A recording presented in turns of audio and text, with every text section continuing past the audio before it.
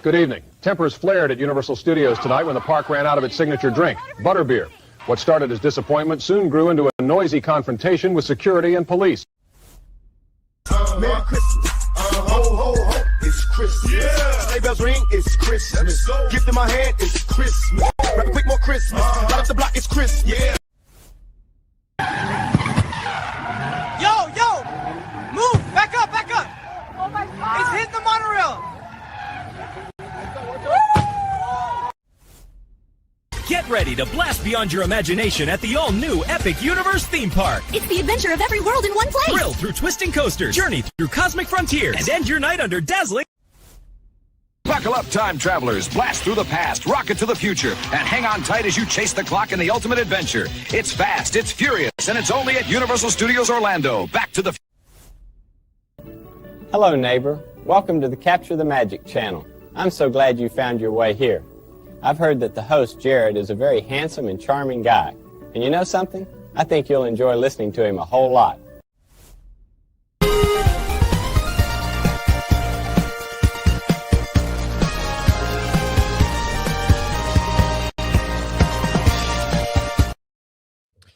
What's up, everybody? Welcome back to Theme Parkin', another edition here. I will say there will be a new intro video next week. I had to replace my computer today, and I ran out of time because apparently I didn't calculate it takes like 3 hours for a computer to transfer all its files over, and then I was up against the clock. So I have a few tidbits in there that I think would be pretty good. Perhaps I did try and do a monorail racing a car, but it didn't. I think I have to get the prompts a bit better because it is AI slop that we use these things for. But I hope everybody's doing well. We got some good stuff to talk about today. Obviously, we have the new Disney CEO discussion, which I'm sure is going to be very interesting. All the little ins and outs of that, which I think we all basically predicted how that was going to happen in terms of who was going to get it, even the secondary roles. And we're also going to talk about Universal Studios had a record-breaking quarter with Epic on the books, and then we'll see what else we get to. We're just going to have a good time here. But I'm joined, as always, by my fine guest on this show. We have Orange Grove 55. OG, thank you for being here, as always. And where can everybody find you out here on the interwebs? Yeah, no, it's always fun talking shop with you gentlemen. Appreciate you both. Everyone in the chat, what's going on? I see Rogue Attraction. I see Rudio, Pandora, Kiki and Luca. Everybody, thank you for joining. But you can find me right here on YouTube, Orange Grove 55, talking studio, theme parks, all that good stuff with these gentlemen all the time. Also on X, Orange Grove 55, and on Instagram, Orange Grove 55. Yes, sir. We actually talked about Bob Iger's photo shoot a couple videos back. I thought that was a fun. I actually shot on my video. I was like, go check out that one because OG and I had some thoughts about Bob's little photo shoot in Abu Dhabi he decided to do just after the Walt Disney footage came out. Just coincidental there, I think. But also completely, absolutely. With these white shoes that probably cost more than my car. Custom made Bob Iger Lacoste or something like that. You never know. And we're also joined, of course, by Theme Park Philosophy. Jose, thank you for being here. And where can everybody find you? Thank you very much for having me. I enjoy these chats, and thanks for everybody that's joining tonight. We have some looks like we have some new faces in here, and everybody that is always here, thanks again for joining us once again. As far as we can find me, you can find me on YouTube and Instagram at Theme Park Philosophy. There he is. There we go. All right. Well, we'll go ahead and get on into this because I think we all have some interesting, probably some insight about the new CEO announcement, which we had talked about, for a better part of a year at this point, about it was looking like it was going to be Josh, and we'd be shocked. I think we even said like 98% sure it was going to be Josh, and that turned out to be the case as Josh DeMauro was named the next Disney CEO in a unanimous vote. And then also Dana Walden is going to be president and chief creative officer, both getting hefty raises. I think Josh DeMauro's package is like $38 million, and Dana Walden's is like $28 million, something like that. Wow. And we don't know who's going to be running the parks division, but also as part of this, which I do think is an interesting wrinkle, is Bob Iger's leaving early. So that was sort of rumored that was going to be the case, but they said DeMauro is taking over on March 18th after the annual shareholders meeting, and then Bob is going to be just an employee of Disney, I guess, consulting, and he may not stay the entire, until December 31st when his contract expires. So What do you guys think about Josh being named CEO? Anything interesting you felt about this? Well, a couple things here. One thing in particular, that interview with I think it was ABC, right? With Josh and Bob Iger. I don't know. Maybe I'm being like a nitpicky fanboy, but like for me, I don't know why Bob Iger needs to be always like sitting next to the next CEO. He did the same thing with Bob Chapek with Chapek's first interview.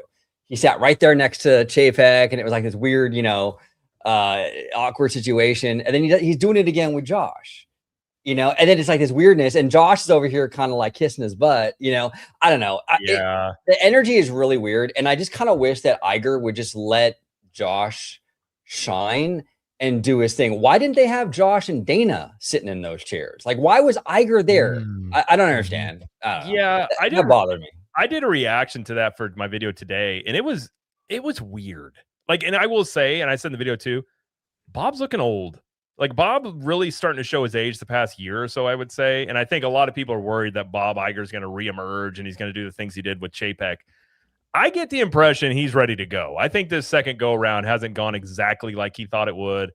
And he seemed like tired in that interview. He almost seemed kind of frail too, which I know he's getting up there in years, but I do agree. It would have made way more sense to have Dana and Josh, but I think D'Amaro said like 3 or 4 times how great Bob was the entire time. I'm like, okay, we can admit, like you got the job. You don't have to suck up to him anymore. Like you can just kind of, hey, yeah, Bob. you could take your foot off the gas, a little bit there. And but in terms of Josh, here's the thing. I think he ran this race masterfully. It was really Dana Walden's to lose early on, and Josh came in and outmaneuvered her like crazy, which is really because Dana is a brilliant executive too. You know what I'm saying? So that's to Josh's credit. One of my big concerns was actually the studio side of things. We have streaming. We have, possibly Netflix buying Warner Brothers. We have AI. There's a lot of like pretty seismic, significant things out there right now on the studio side of things. And to have a theme park guy go in there, honestly, it's right now, especially it makes me nervous, but Disney addressed that by promoting Dana, who is a studio person, to president and also I believe chief creative officer. So she's definitely she's not like a co-CEO, but she's close enough. She can kind of manage that Hollywood part of it. And I think they did that on purpose because they know Josh lacks that experience, right? So I think they made a good decision with that. I think I talked a lot about it with Seymour Duck, also on my channel, where like Josh has been getting real bullish on the gaming stuff. And I think that's going to be big. That was probably something that the board factored into the decision to promote him to CEO. I think he's handled the gaming stuff pretty well overall, because I do think that is a good direction for Disney to go in. I mean, you have this company that's kind of been known for their IP flywheel, whether, you have these great franchises and you kind of utilize them in like multiple different ways, whether it be theme parks, movies, TV shows. And now they're going to utilize these IPs in gaming in all new ways. I think that was really, really smart. And Josh has been really spearheading that. So I think that was a big part of this whole thing. And I think even the Epic Games CEO congratulated Josh D'Amaro the other day on Twitter. It was kind of funny. But overall, I think it was a good move. I think the Dana thing makes me feel a lot better about the situation. Josh in that interview said he's a risk taker. I like that. I think any Disney CEO should be a risk taker. I think you're dead in the water if you're running Disney and you're playing it safe. You have to take risks. This company was born and birthed on risks. Walt Disney was told he was crazy, to build a theme park. He was told he was crazy to do the first animated film.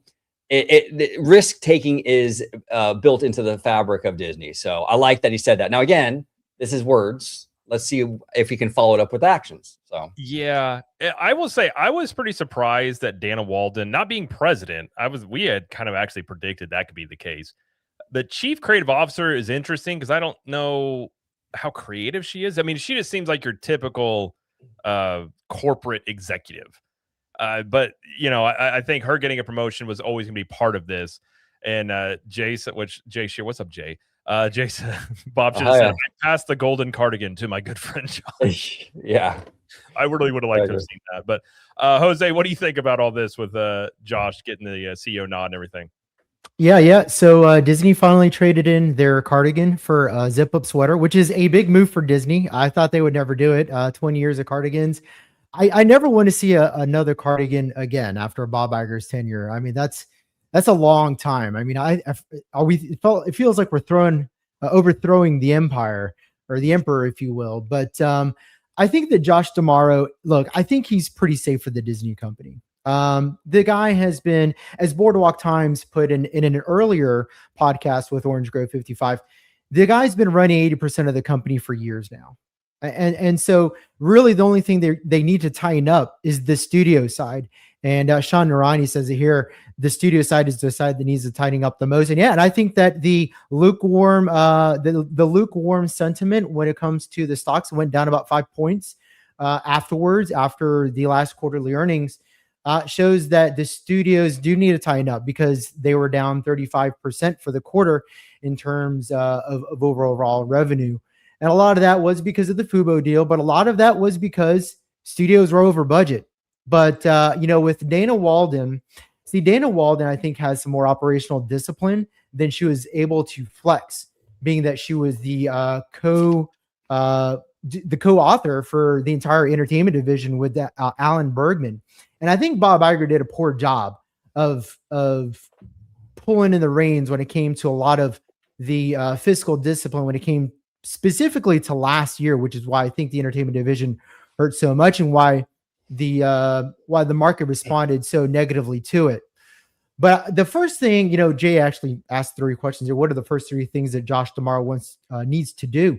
I think the first thing he needs to do is he needs to empower Dana Walden.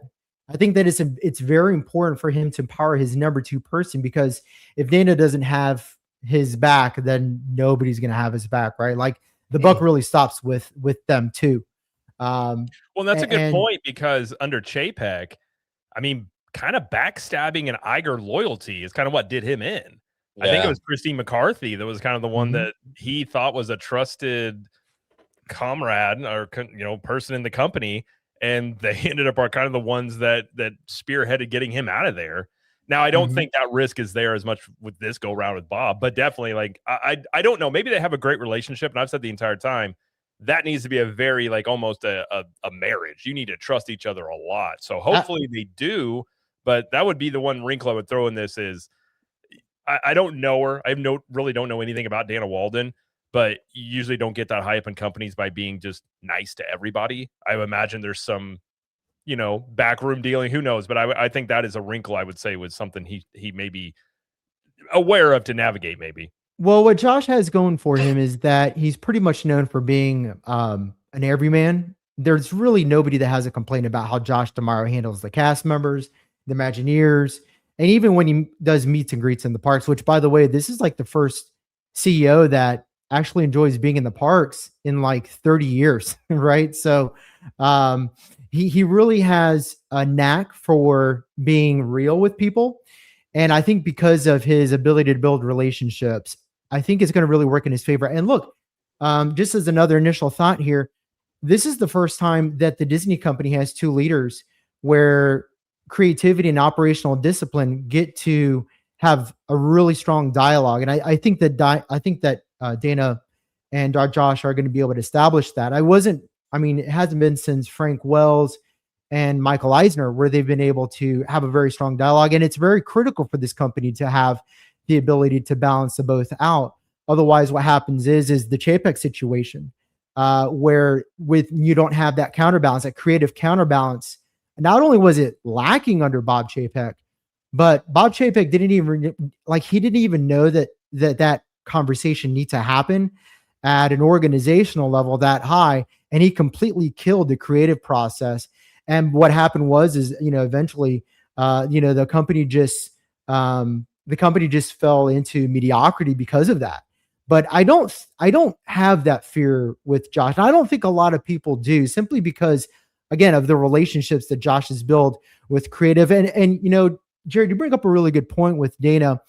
Dana, I don't think she's like an artsy fartsy creative, but what she does have is she has very high, I would say she has a very deep understanding of what to choose to put money into and what to spend money on when it comes to creative developments that might be happening, and the green light process or the green light. I would say like her record for green lighting TV shows on Hulu and Disney has been really strong in my opinion, and she's racked up a lot of Emmys because of that. And there's a lot of things that I think she's going to be able to do better now that she has now that Kathleen Kennedy's gone. I think that's a big thing, and I think that she's going to be able to exercise a lot more of that I would say like the creative greenlighting discipline that she's able to exercise at the other studios like Fox and Hulu. Jose, I think you're right on that. I think we're going to see like the true Dana. I think the more and more I see with this whole situation, I think Bob has been meddling in a lot more than people think he has been. 100%. Yeah, you could even feel the energy in that interview. Like it was almost like tomorrow, like the dude's looking over his shoulder kind of vibe, right?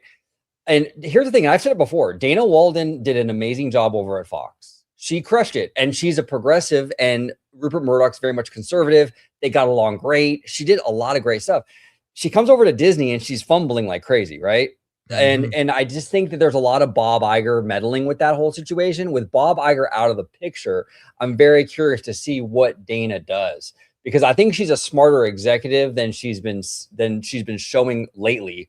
And I think that's a lot of Bob's influence. I really do. But again, that's just me speculating. I mean, I don't know for a fact. I don't have any inside knowledge on that. But like, I get that vibe. And Bob Iger seems like he's been getting a little more, I think since he's been back in 2022, a little more micromanagey. Yeah, I mean, there was some people that were saying that a lot of the Lucasfilm stuff was actually Iger's doing, which, I mean, Iger did take a very hands-on approach. He was even doing dailies on movies and stuff, which I don't think a CEO with all the things you are responsible for, I don't really think that's the best use of your time, because it seems like you're not trusting your creatives at that point. And it's a really good point you bring up, Jose, about the cost, because I think that's the one thing that has been just hurting them is obviously they've had the studio side with the movies. They've grossed a lot of money, but the cost of these things, like the profits aren't where they want them to be. And Rogue Attraction brings up a good point about, is Dana just the no, this costs too much person like Frank Wells was? It's a really good point, because you do want, I mean, the thing I will say about Josh, I think he's a pretty safe bet. I actually think he has the potential to be a pretty decent CEO. I think if your bar is Bob Chapek, I think he's already off to a much better start with that interview. Like he's very good in that element of like how he comes across. He's personable. He's not going to struggle in those areas like Chapek did. I think he's a safe bet given the park stuff, but he's going to have to do something that basically like his signature stuff he wants to do. But I guess the question is, does he do it in this first year, or is it once Bob's completely out the building? Like that's the element I'm really curious about, is does he come out the gate strong? And I wonder with James Gorman involved this time, I feel like this has been a better run thing than last time. And I do wonder if maybe they've made Bob sign some stuff to be like, you can't say anything. Like you can't get on, like, because last time he was undercutting Chapek on everything he was doing. And that's just a bad look for Iger. It's a bad look for your company. Like it just doesn't look good for anybody. Yeah, absolutely. And honestly, if I was Josh, I come out hard. I come out aggressive the first 18 months, and I do what I want to do. You know what I'm saying? Yeah. You know, if he lets Bob Iger kind of run the show from the sidelines, or pull the same kind of stunts he did with Bob Chapek, he's dead in the water. But here's the thing with Josh, though. Josh is a very savvy executive, not just with the business stuff, but he's very socially intelligent, which I think is extremely important. Bob Chapek didn't have the social intelligence to navigate these waters. You know what I'm saying? I agree with. Well, even like Bruce Vaughn had really nice things to say about DeMauro. A lot of the people inside the company seem to be very happy he is the CEO. So I definitely think it's a different situation than when Chapek was named it, because I think most people were like him, and even people inside the company. So I agree. I think it's different. And I agree. Like, you're not guaranteed. I mean, all you got to do is look at Chapek. Now, I don't think that's going to happen this go around, but I wouldn't wait. If there's stuff you really want to do, let Iger, if Iger's going to go out here and say stuff, like let him do that. That's going to look bad on Iger, in my opinion. And I don't think, I mean, again, how old's Iger? Like 74? Somewhere around there? He's in his 70s. He's like, getting up there. I don't think he wants to come back by any means. And I think even if he did, you'd be in the same spot again. They'd be like, okay, Bob, cool, you're back. Who's the next CEO then? Now the third go round with this, I just don't see that. So no, I mean, I think at least like 5 years, I'd say at the very least, and then go from there. Absolutely. And actually, the way Josh D'Amaro conducted himself with the CEO race, I have a lot of confidence. He knows this ain't his first rodeo. I'll say that. This guy knows how to maneuver this stuff, and he's not going to be the pushover that Chapek was. So if Bob Iger wants to meddle and do his thing, I think he's going to have a harder time doing that to Josh. I really, really do. Well, and I think the sentiment, it's interesting with Josh because we've talked about this numerous times. I've had a lot of criticisms about the park changes, but I've been around theme parks long enough to remember there were rumblings about Disney wanting to charge for all these things they're charging for now. Back in the day, they just never pulled the trigger. And I think they waited until COVID and they're like, okay, here's our perfect opportunity to do these things we've wanted to do for a while, given everything changed in 2020. So I don't know how much of the park stuff is solely on Josh. I think he likes the park. I think he's very into the parks. He knows those very well. Yeah. So I'm curious as to, I guess maybe some of this changes we'll see. Were these things that he wanted, or were these things that were forced on him and he kind of starts going a different direction? Because I do think you have a potential issue in the years coming of a guest satisfaction issue with the price increases, the value and things. Like we talked to this before. Oh, yeah. And if he starts addressing those things, because I think his first move will be to do some stuff with the parks because that's what he knows. That's what the fan base that knows him is aware. And a lot of people aren't aware of him because they're not into the theme parks. So I do feel like his first move or two he might do is something directly to do with the theme parks. And I'm very, very curious. Like you said, like, does he come out the gate hard, which I think he should as well. I don't think you should be holding back just because Bob Iger is sitting in the office and you might have to have some weird glances in the hallway. And I do wonder about maybe James Gorman, the board, being like, you're the guy. Like, if it was me and have the last situation arise, I would be like, listen, you can do whatever you want. You're the CEO. Don't let Bob feel like he can't do something.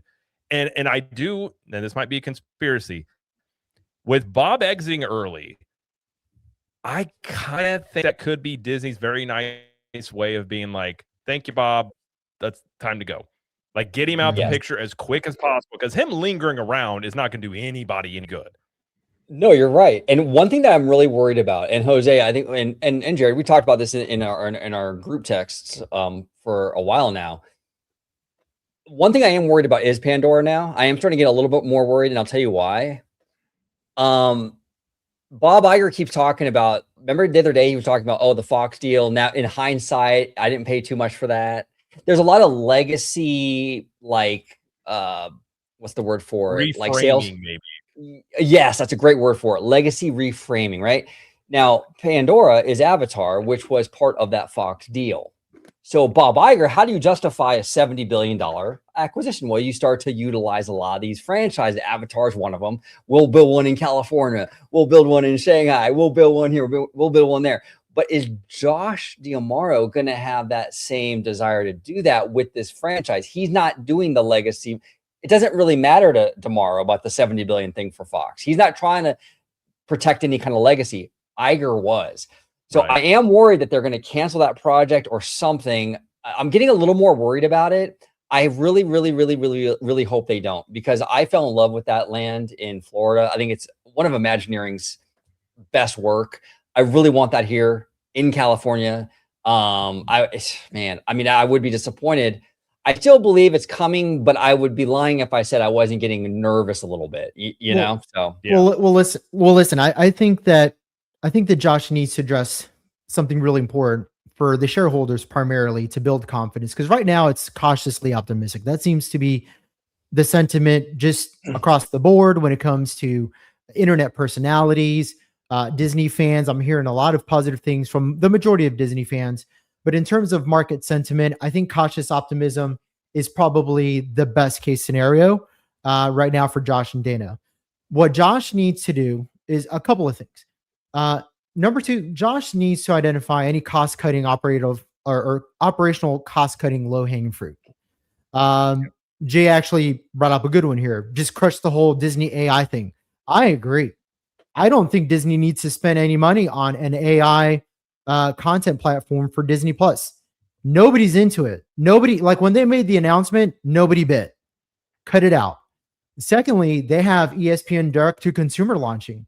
Well, meet with ESPN and find out what it is you need to do to increase the margins so that when you're going in a quarter two, you've already established within your first, 60 days, 30 days, that the shareholders are like, okay, this guy's an operational guy. We know that because he's been the head of experiences now for years, but now he's also applying the same operational discipline to the entertainment division as well, because that's not Dana's job anymore. Now she's the chief creative officer.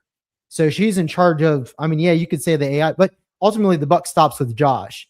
And so that's the second thing I would do. And then when it comes to the parks, Josh is the brainchild of the $60 billion investment, but what he hasn't done is he hasn't cleared the air and provided all the specifics as to where the $60 billion are doing. And shareholders hate vagatories. Like, they need to know specifics. So if you want to give the shareholders the warm fuzzies, be super specific about where that $60 billion is going. And hey, look, if again, when it comes to the lineage thing, when it comes to Bob Iger putting Pandora in DCA, I'm not a big fan of the idea. And that might be because I don't live there. And so it's not a rejuvenating retheming for land for me. It's not something for me to get excited about, but I wouldn't be surprised if Josh says, yeah, you know what? We're not going to put that in DCA. We're going to put it in Abu Dhabi because that's going to be our new coastal park. And, that might be something that Josh does. And I think that the sooner he addresses where the $60 billion is going, what's going to happen with ESPN's direct to consumer launch, what Disney Plus is going to look like for the next 6 months, is this AI thing going to be a problem? Right? People didn't bite with that announcement, and maybe they were just putting that carrot out there to see how the public would react. But I think those are some of the things that Disney needs, or Josh needs to address up front. And then lastly, he needs to do a town hall meeting or several town hall meetings, and he needs to do his midterm election. He won, but he needs to do like his midterm election meet and greet tour and show that he's the people's champion. And I think he knows that, but it's a matter of executing it with the vigor that he executed his bid for the CEO. Well, I think if anybody was going to bring back those kind of Walt, and Michael Eisner had this as well, you kind of it's Uncle Walt type of thing. Josh could do it. He could bring those back and kind of be. I think he'll lean into what he is good at, which is the everybody's person. He mingles with people well, so he definitely will play that up, I think, undoubtedly, because especially early on, because as he learns the ropes, he's just going to lean to what he's good at, his strengths. The AI stuff I agree with, but they brought that up in the interview, and I don't think they're backing off of that. And I think that $1 billion investment may be a bad one considering where OpenAI is, because I don't think they're going to win the AI stuff. I think Google Gemini is going to do that, and OpenAI is, I think they lost like 12 billion in a quarter and stuff like that. So I think and he even mentioned, I think Dana Walden said as well, like using AI to help streamline things. But Josh did go way out of his way in that interview to say AI is not going to replace human creativity. We're going to use it to like amplify artists and things like that. So I don't think the AI stuff's going anywhere. And I think the whole thing with Disney Plus is silly.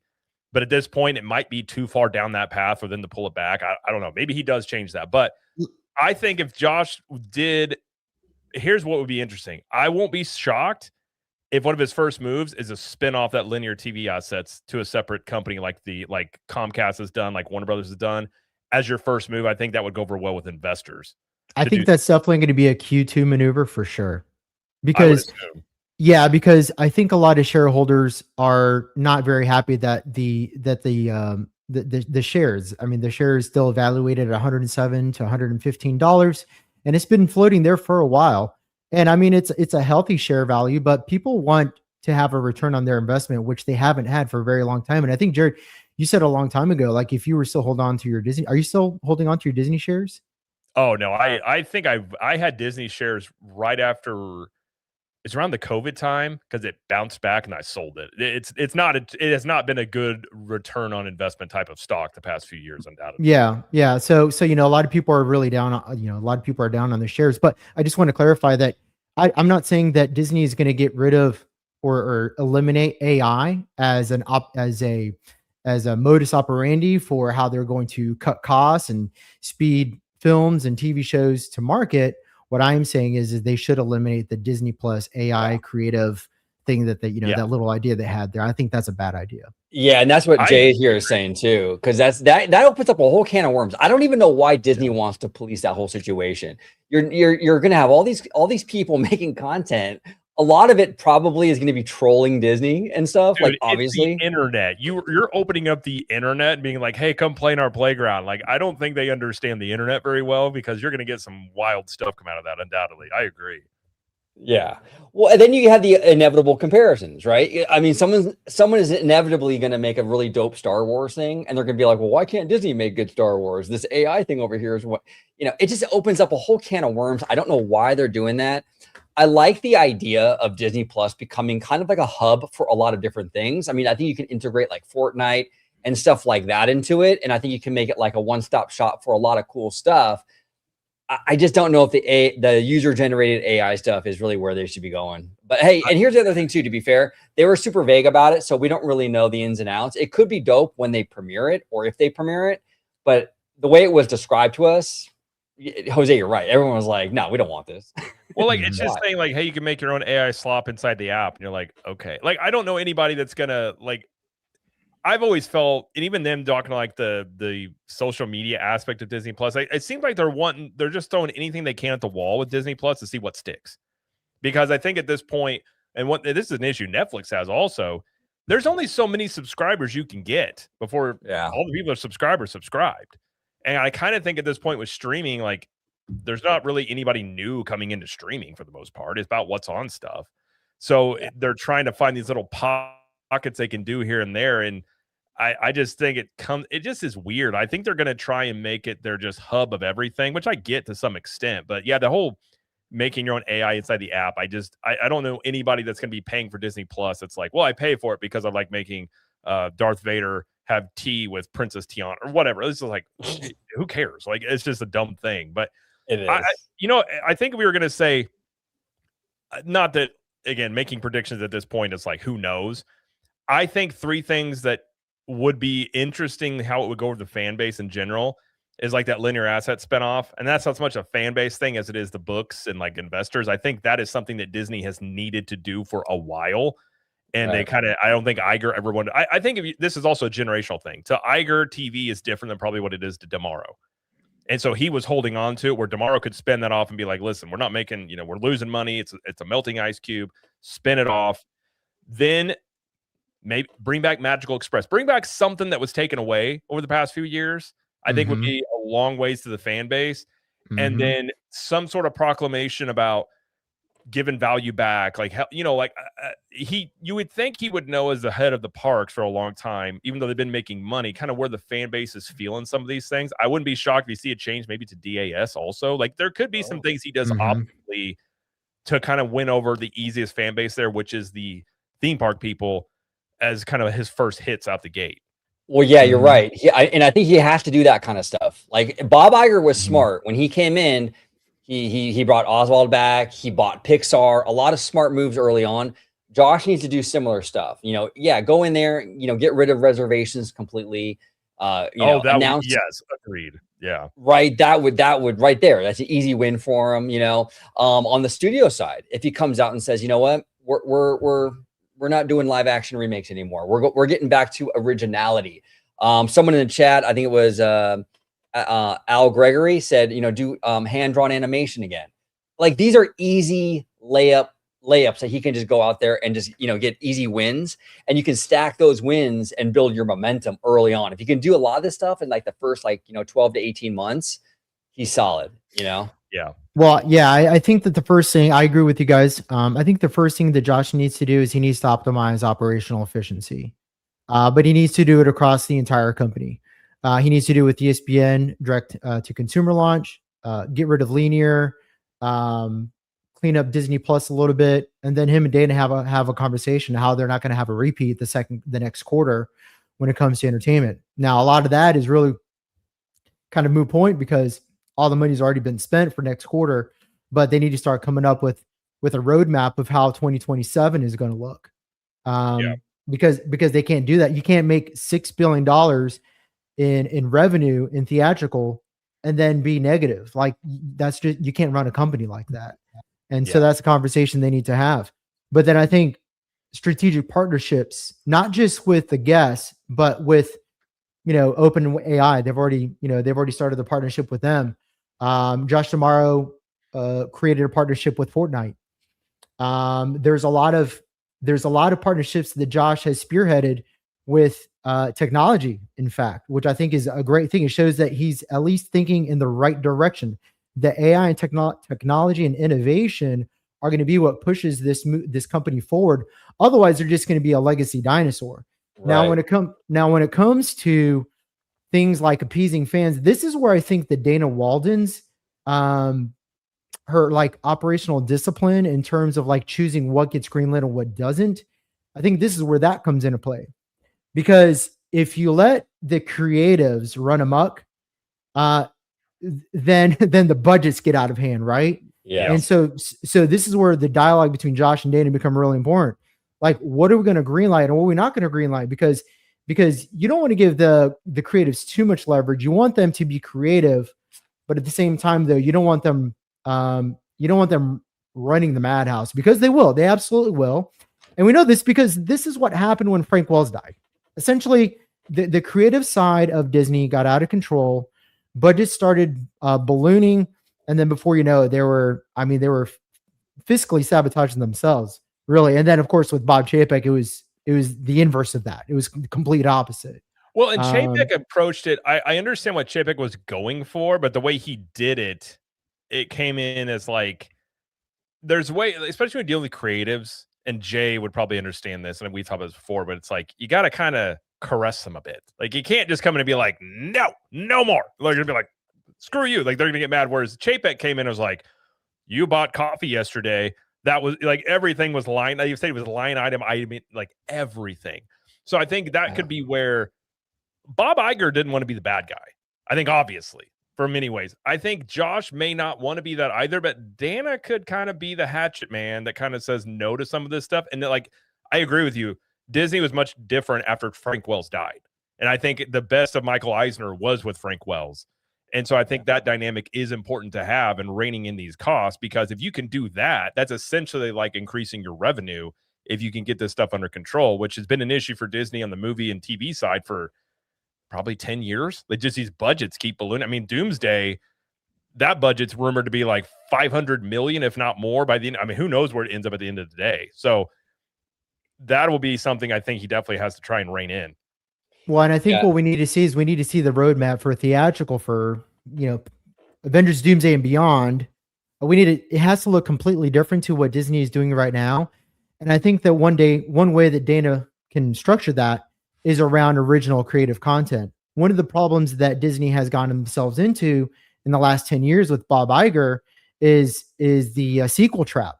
And the problem with committing creative process to making another sequel and another sequel. And yeah, sure, it's lucrative for the entertainment side, but the problem is it's expensive. I mean, every time they do a new Toy Story, it's $150 to $200 million project, or any Disney animated product for that matter. So if they can maybe, switch gears and go more towards like Hopper Productions, which are, you're giving the creatives the leverage and the space to be able to come up with new ideas and new things. And at the same time, you can reduce those budgets down to $90 to $100 million, hopefully, with Dana Walden in charge. And like you said, you can generate more revenue by saving on the operational operational costs. So if they can wheel that in, they're doing two things at once. They're making entertainment profitable again. And while the revenue numbers aren't as high, you're not going to see this $5 billion, $6 billion annual revenue marks. You get it down to 2 to 3, but then your margins are good. You're doing two things at the same time. You're making entertainment profitable, but then you're reinvigorating the creative side of the wheelhouse, which has been lacking due to sequelitis for the last 10 years. Yeah. I think that's the thing he needs to do is probably, I mean, they've even talked about that of original animated movies. Like, you got to get something that hits. I mean, they had Inside Out too, but you're right. Most of these are sequels. And I get why going with things that are proven. But the problem you have there is you have nothing in the pipeline, and then you're just working off nostalgia. And if you want to be a cutting edge company, you got to have new stuff. And especially with, I mean, look at Illumination with Mario Brothers. They're about to probably make almost $2 billion off of Mario Galaxy coming up. And although, so, I think the animation side is definitely something that needs a little bit of a shaking the tree a little bit there, I guess you could say. Yeah. Now I want to ask you guys a question, and I don't know the answer to it necessarily, but it's something that I was thinking about the other day. With this user generated AI stuff coming to Disney Plus, where people can create now on that platform, Disney Plus changes as a platform because now you can watch the content like the studio made stuff, but you can also create your own content, right? Which is not too dissimilar from like a YouTube, right? Is Disney inadvertently, by having people be able to create on their platform, sort of helping Netflix acquire Warner Brothers? Because one of the big antitrust things with the Warner Brothers is the streaming services and the market share for that they would inherit if they were to buy Warner Brothers. But Netflix has argued that YouTube is a streaming service essentially and a streaming platform. So the market share is different when you incorporate YouTube. Does Disney Plus having user generated stuff kind of make the point for Netflix like, hey, we're all kind of doing the same thing? You know what I'm saying? What do you think? I'm very curious. It's possible. I mean, it definitely doesn't hurt their argument. I guess it depends on how widely accepted or does that part last. Because I don't know. The thing is, I just don't know what the appetite is for it. Like we've had lots of questions, like what's it even look like? I feel like it's Disney's way of trying to find new ideas. Like you let people kind of seed ground here and stuff. You can see the numbers internally to see what people are into and kind of gives you ideas of what you could do maybe. But I mean, it's a decent point, and I wouldn't be surprised if you see, tomorrow, like Ted Sarandos was yesterday or the day before up in front of Congress giving some testimony about this because, and really Iger kind of stayed mute on all this because of him buying Fox, but I'm kind of curious if Josh has some different views on this because I do feel like if I'm him, I don't want this to go. You don't want one of your bigger competitors, especially in streaming, to get even stronger. So I think it would be in their best interest to try and not let this happen, would be my guess. Yeah. I just thought that was kind of interesting because it does change the platform. When now you're allowing people to create on there, and now it is just that much closer to a YouTube, so we'll see. I don't know. Yeah. I think it's fascinating. Now, one thing I won't be surprised if we see, because I get the impression that DeMauro and Bruce Vaughn are pretty good friends. That's the impression I get.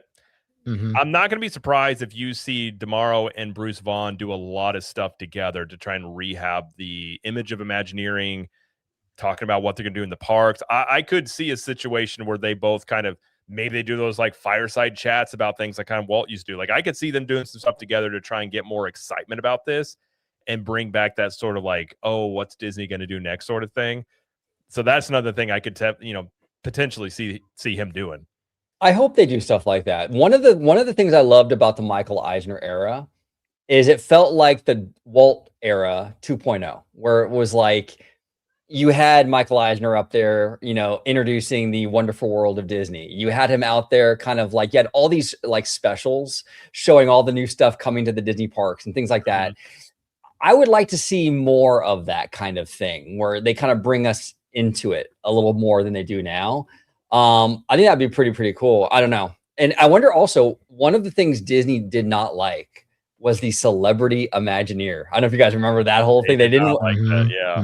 They didn't like that. I wonder if that has changed. Like, does Disney, maybe they'll kind of go back to that where they celebrate, the key players in Imagineering and allow them to kind of do that thing.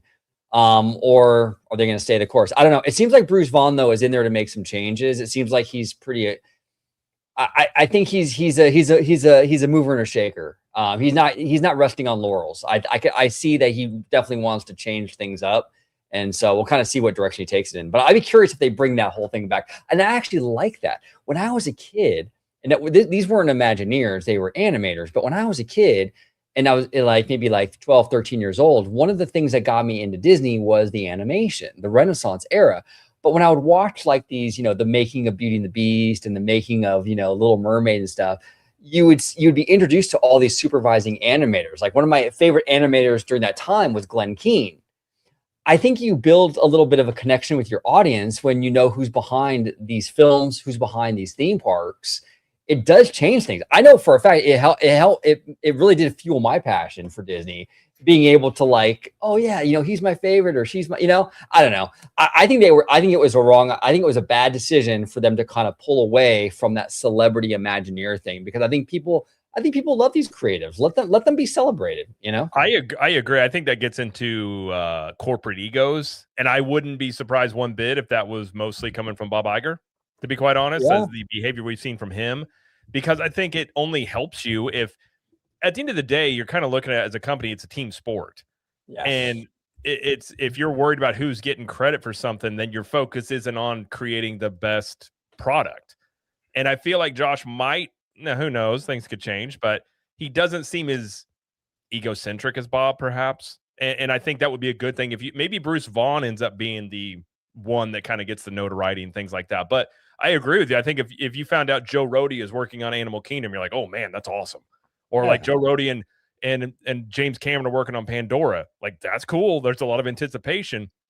And I think that's something that helps you. But yeah, I think it was a mistake for them to push back against the Imagineers getting credit and kind of becoming rock stars. I think that was just purely ego about who's getting credit for things. And that just seems silly to me. Well, let me ask you this, because I think there's a different angle to that. What if, we've never heard about this, but what if they had problems with power consolidation occurring with Imagineers within Walt Disney Imagineering? So an Imagineer becomes a heavyweight, they become a star, and then all of a sudden, these guys have leverage that they shouldn't have, just simply due to the fact that they're now very popular amongst the tribe. And what if this is consolidating power where it shouldn't exist? And it created a lot of conflict. And that's the reason that they at least internally eliminated, what do you want to call the star power of the Imagineer? I mean, fair point. Well, I just want to give like I just want to kind of look at it from that angle and see what you guys think. No, you're not wrong. I mean, you've seen the same dynamic in sports where a player gets really notoriety. He has a lot of negotiating power. And I think it's one of those things. It's something that comes if you're going to play in that realm. I think on some level you're going to have to deal with that. And if somebody gets too big for their britches and you can't afford them or whatever, like you see players leave stuff all the time. But I feel like potentially anything can go to people's heads, even if you're just an Imagineer. I mean, you can go power hungry and things like that. But I think if you're wanting to control that, I understand it. But I think if you're getting into fighting about who's getting credit, I think that's where it gets silly. I think if you happen to get an Imagineer that becomes so big and popular, but they probably become big and popular because they're really good at what they do, and it's just like a star athlete, you're willing to put up with some stuff that they do versus somebody who's not as good. It's definitely another side to that. But if that's something that allows creativity to be there and excitement in the fan base, that might be something you kind of put up with on some level. Because it's low hanging fruit. It shows that you're listening, and it shows that you're giving the audience what they want. I actually saw an advertisement today on Instagram. I don't know if you guys saw this, but it was a Walt Disney Imagineering ad. Basically, the ad started with like little clippets of people Instagramming Walt Disney Imagineering and Disney Plus, saying, "Hey, can you bring Walt Disney Imagineering to Disney Plus? The show on YouTube." And it said, "You spoke and we listened." And then it showed all the little requests, the prompts popping up, taking over the entire screen. I was like, I've never seen that before. And did you guys see that ad? Have you guys seen that before? And do you think that's indicative of Josh D'Amaro and Dana Walden's new approach to everything, really? I haven't seen it. Go ahead, Ray.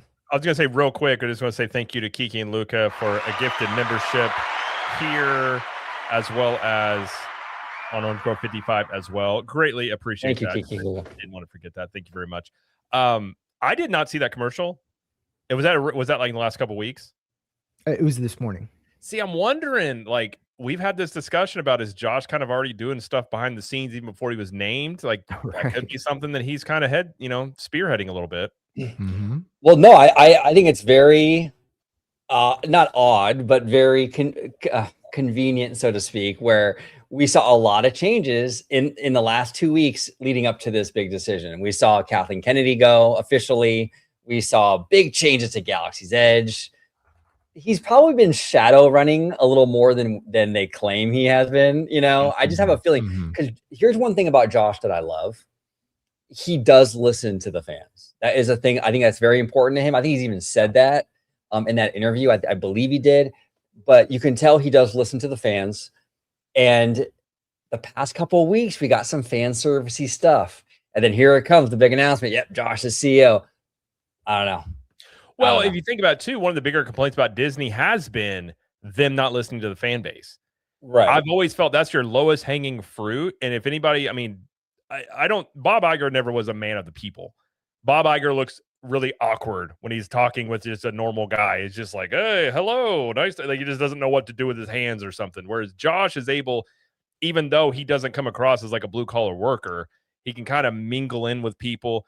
And he does have his ear to that stuff. So if he wants some easy wins, doing some stuff that the fans have been asking for is a really great way to start your whole term off with, of doing things like that. So I definitely think, I agree with you though. I think there has been a difference in how Disney's approaching these things the past couple of weeks, which does make you wonder, like, was he already sort of like, I mean, I know they had a vote and all that stuff, but given it was unanimous, I never felt it was much of a competition. Like Josh was probably already being like, okay, let's go this direction. Let's start doing some of this stuff and really kind of maybe going in once he's named CEO and kind of getting a head start on stuff. Additionally, you want to give them rope to hang themselves while Bob Iger is still CEO. So that way, if they F up really bad, it's true.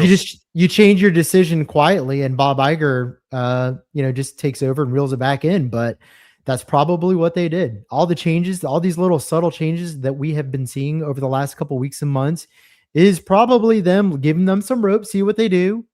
And I mean, it looks like they met the board's expectations and Hugh Johnson and all those guys. And so, I'm looking forward to Josh. I really am. I want to see what the Disney company looks like after 90 days. That's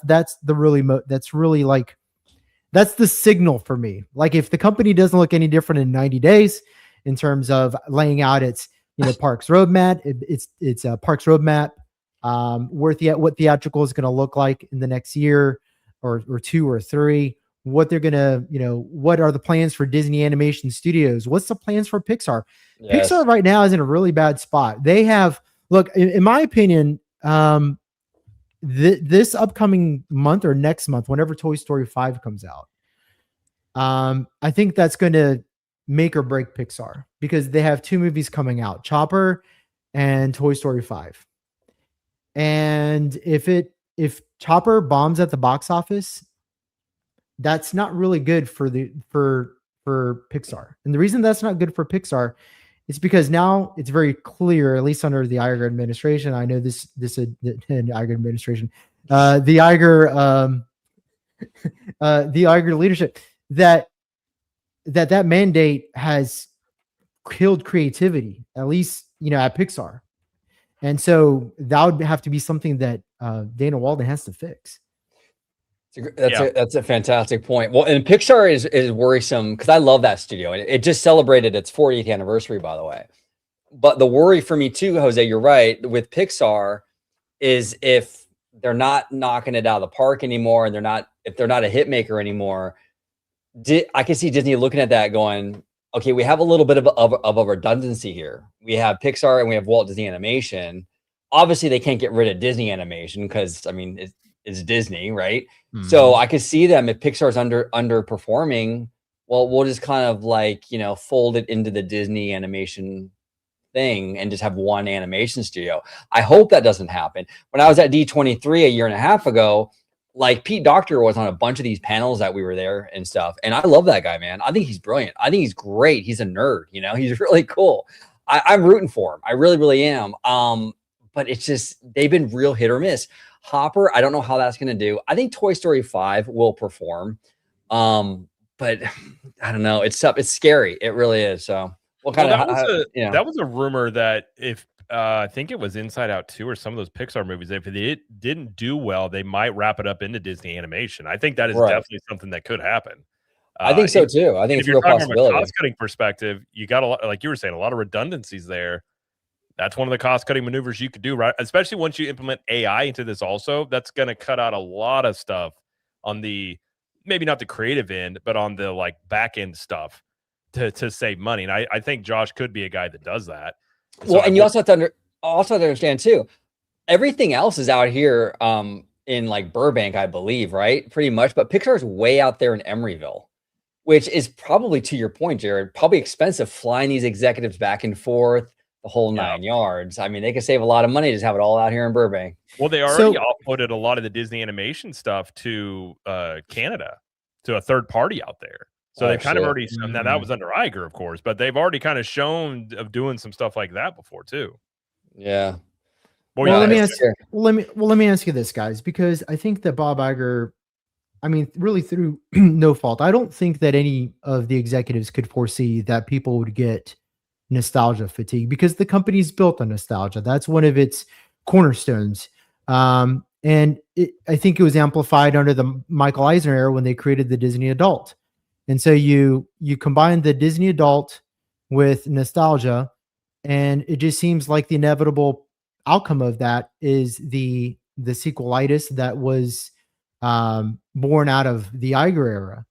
And I don't think that they could have imagined they'd be in a position now where they have to try to find themselves out of it, because nobody is going to go see any original content, and everybody is just going to go see, and everybody's only going to go see the movies that and the characters that they are familiar with and have established nostalgic emotions with over the course of, I mean, decades now. The first Toy Story came out in the 90s, right? So so if you're Dana, if you're Josh, how do you get out of this hole? Because the only way that I see happening is if you retrain your audience completely.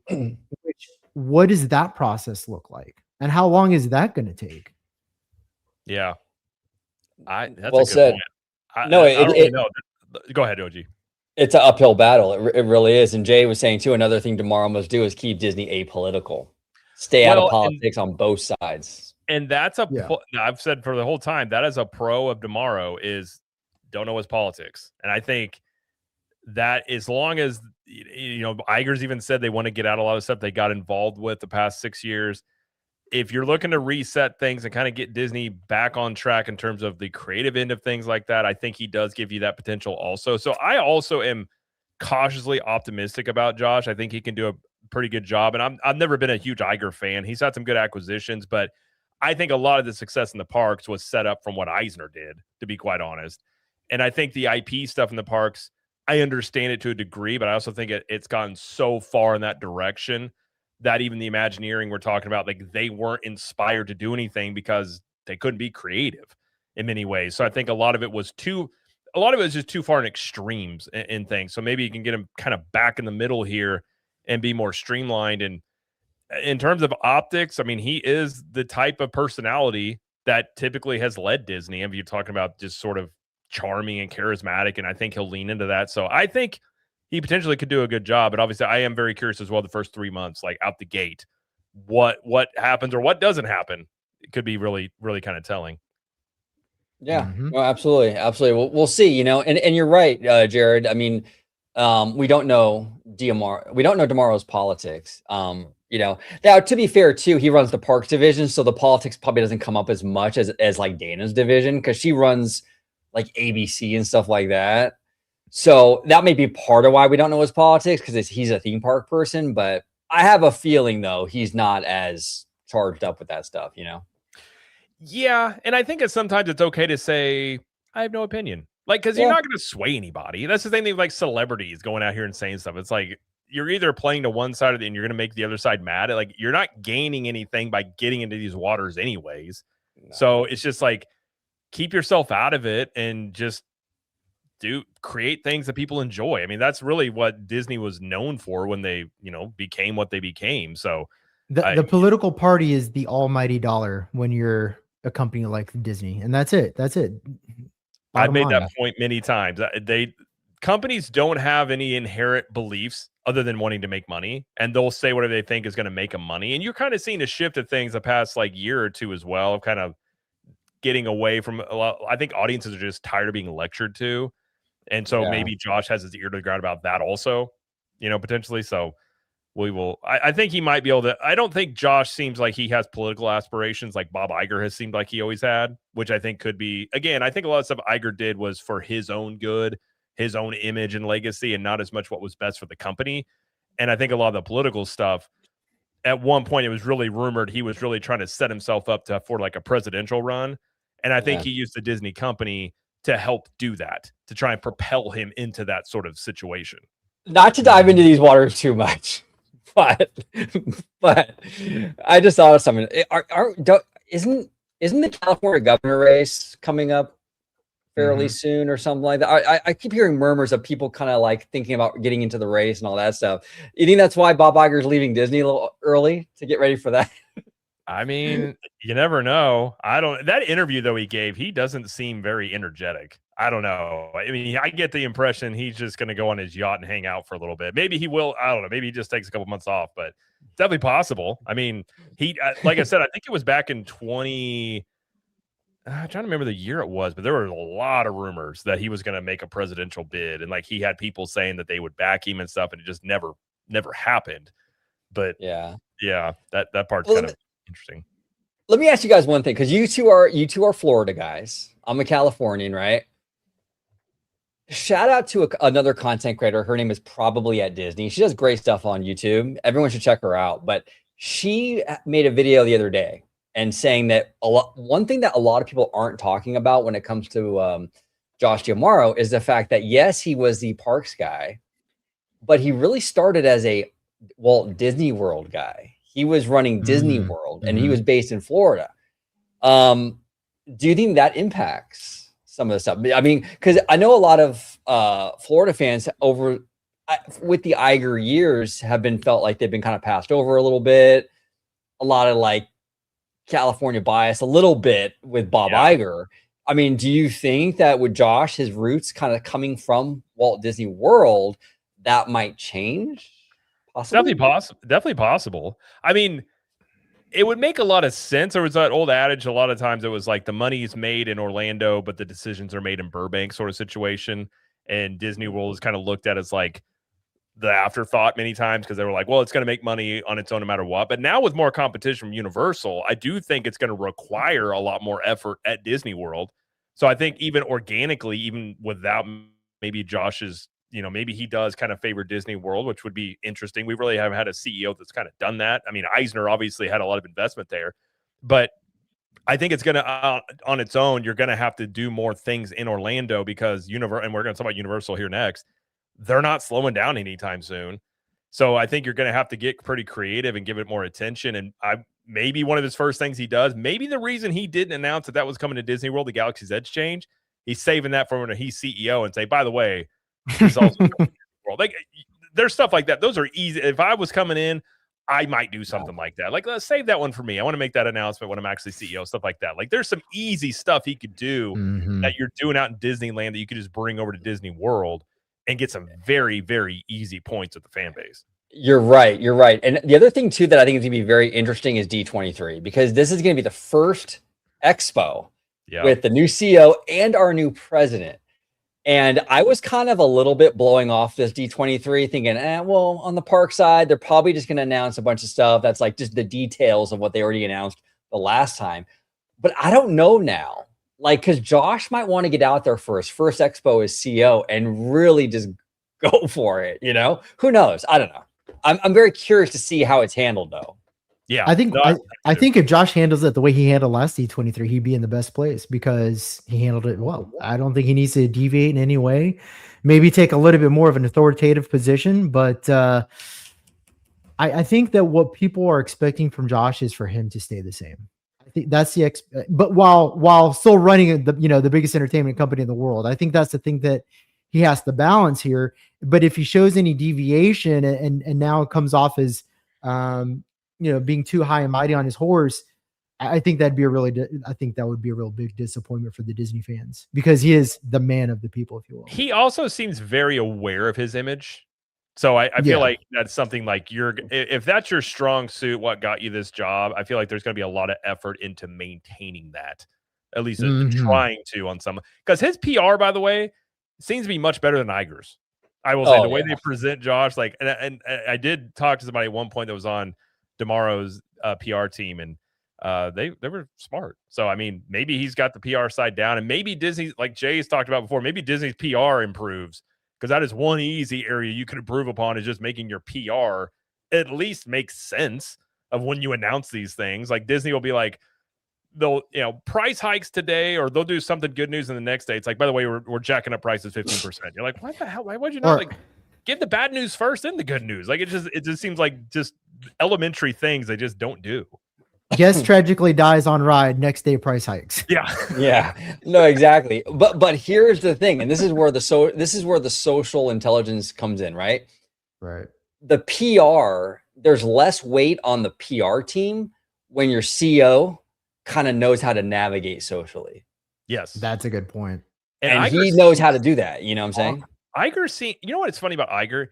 He always has struck me, might be more savvy than Chapek, but like he just seems like he would be a very awkward guy at a dinner party. I don't know. Maybe it's just reading into it too much. He never seems like a person that's just comfortable being around a whole lot of people and just kind of mingling. Well, you can tell. Oh, go ahead. By his body, you can tell by his body language. His hands are always by his side, or they're always like covering his chest in this kind of a way here, or he has his hands in his pocket. But Josh DeMaro, his hands are almost like always coming at you. Like he wants to touch you on the shoulder. He wants to kind of like how OG talks, man. His hands are always coming at you. You know what I mean? And what that shows is that it shows that Josh is willing to at least embrace what it is that you have to sell. Yeah. That he's open to what it is you're saying and your thoughts and your process. Bob is to your point in that interview. This clip, this scene right here is a perfect thing. Like, look how they're standing. Yes, and I caught that during the interview. Josh was like sitting back in his chair, kind of seemed relaxed. Even this, he's got his hands in his pocket. And Bob the whole time was kind of fidgety. Like, and he's just not to get like, you can get into all the whole body language theory stuff. But when you do stuff like this, it kind of conveys like you're not confident. You're just sort of. He just seemed uncomfortable the entire interview. And even though there were tons of cuts in that interview, there was probably an hour or more of footage in that 8-minute clip than what they put in that interview. 100%. Kiki and Luca, I want OG to touch me. Hey, you know what? But you got to buy me dinner first, Kiki and Luca. You got to romance me a little bit. It's got to be a good dinner too. You can't go like McDonald's here. You got to no, take like to the Korean barbecue place or something. Absolutely. Yeah. But Nathan here brings up a great point, and I was actually going to say this, but Nathan says Iger seems like a guy who only mingles with his tax bracket. So I think if you're like Meryl Streep, or like if you're like another millionaire, I think that's his thing and that's his element. If you're like a blue collar like guy or something, like he's awkward. I think he needs to be if with. He shakes your hand, your blue car. He's got an assistant with like a hand sanitizer really quick. It's like, ew, gross. But no, that's a good point. I mean, he definitely, whether that's fair or not, that's the image I think Bob gives off versus like guys like Josh are out there where they're not.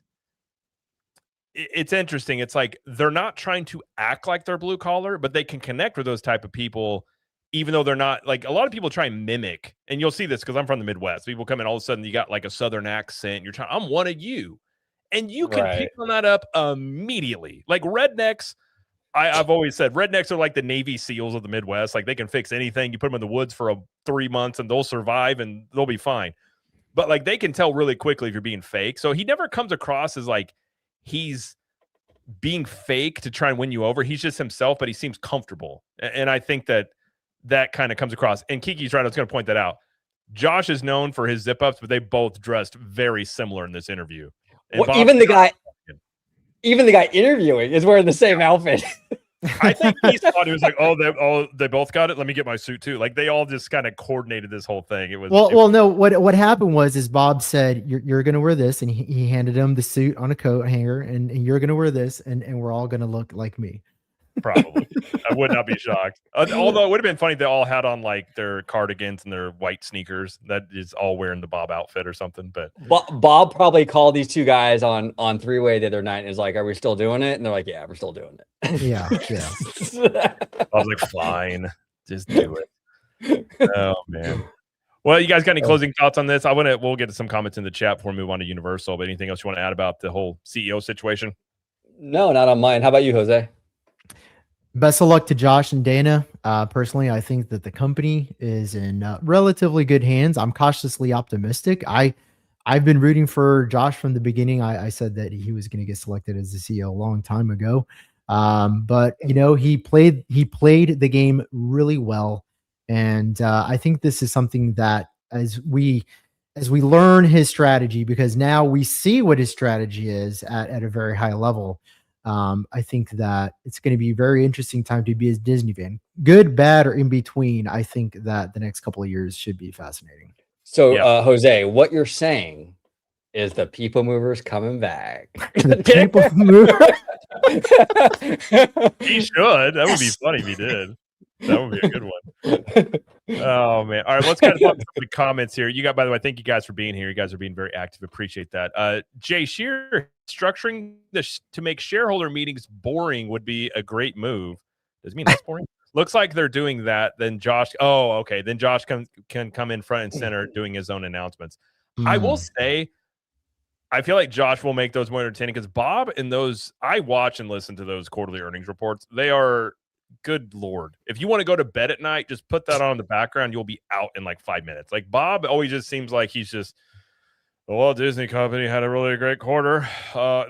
He's like drinking coffee, doing 9 other things while he's doing it. Where, making those more entertaining would be. I want to say, I think that Jay's being serious actually, because why shouldn't Josh, a man of the people, person that's up front and center, connect with his fans, connect with the audience, as opposed to doing board meetings? That's a huge Johnson. I mean, let Hugh do that shit. I agree. Because if anything goes bad, I mean, if he says something that the board doesn't like, or if he makes the mention that they're down 35% in entertainment for the quarter, that is gonna be perceived as a Josh problem. So instead of Josh saying it, let Hugh say it, let him be the bad guy, and let Josh be the good guy. Yeah, that's a good point. True. Very good but point. every time I hear the name Hugh Johnson, I think of the bartender on The Simpsons. Is there a Hugh Johnson here? Johnson? Although it's gonna be interesting, they're going to do dynamic pricing on the tickets for the theme parks. It's gonna be interesting how Josh plays that, because I don't think that's gonna go over very well. Yeah. Oh yeah, that's true. That's very, very true. I've kind of assumed that might get implemented before Josh takes over. I don't think that's going to happen. That'll be interesting how the messaging is about that, or if that coincides with maybe bumping up some of those perks a lot. Like I could see something like that to try and lessen that blow a little bit, but they're definitely going to do it. Hugh Johnson basically said they're doing it sometime this year. Wow. So we'll see how that goes. Nathan M. Corpus says, restore Figment, anyone? I mean, hey, definitely could do that. Fix the Yeti, says Lovelow 8780. I mean, there's a lot of things he could do to do some easy wins in the. I wouldn't say the Yeti's not an easy win necessarily, but you could do it. Let's see here. We can get celebrity Imagineer Joe Rody to help us out with that one. I mean, you definitely could, undoubtedly. Let's see. Robert Colton says, how about we greenlight some better quick service food at Disney World and bring it up to Disneyland standards? I mean, you could do some stuff there, undoubtedly. Absolutely. Jay also says, I can still contend the Bob Chapek era was purely a Bob Iger play, not to be the bad guy / conspiracy. I don't disagree. I think as time has gone on, that seems a very plausible scenario that kind of took place. Yeah, and it's funny. I kind of poo-pooed that notion a little bit at the time, but the more, like you were saying, the more time that has gone on, it kind of seems that way. And actually, the more time that has gone on, I feel like I've learned more about Bob Iger that I don't like. I like him less now than I did 7-8 years ago. And let's not forget, he left right before COVID hit, so he knew something was coming. And it just seems like he didn't want to be at the helm whenever there was going to be this massive reaction to this. And then whenever things were kind of settling back in, it's like, well, I would like my job back now, actually, please. Thank you. Like, it kind of just seemed like he wanted to avoid the bad press that might have come along with that. And really, I mean, maybe he was in a situation where he's like, I don't know what to do.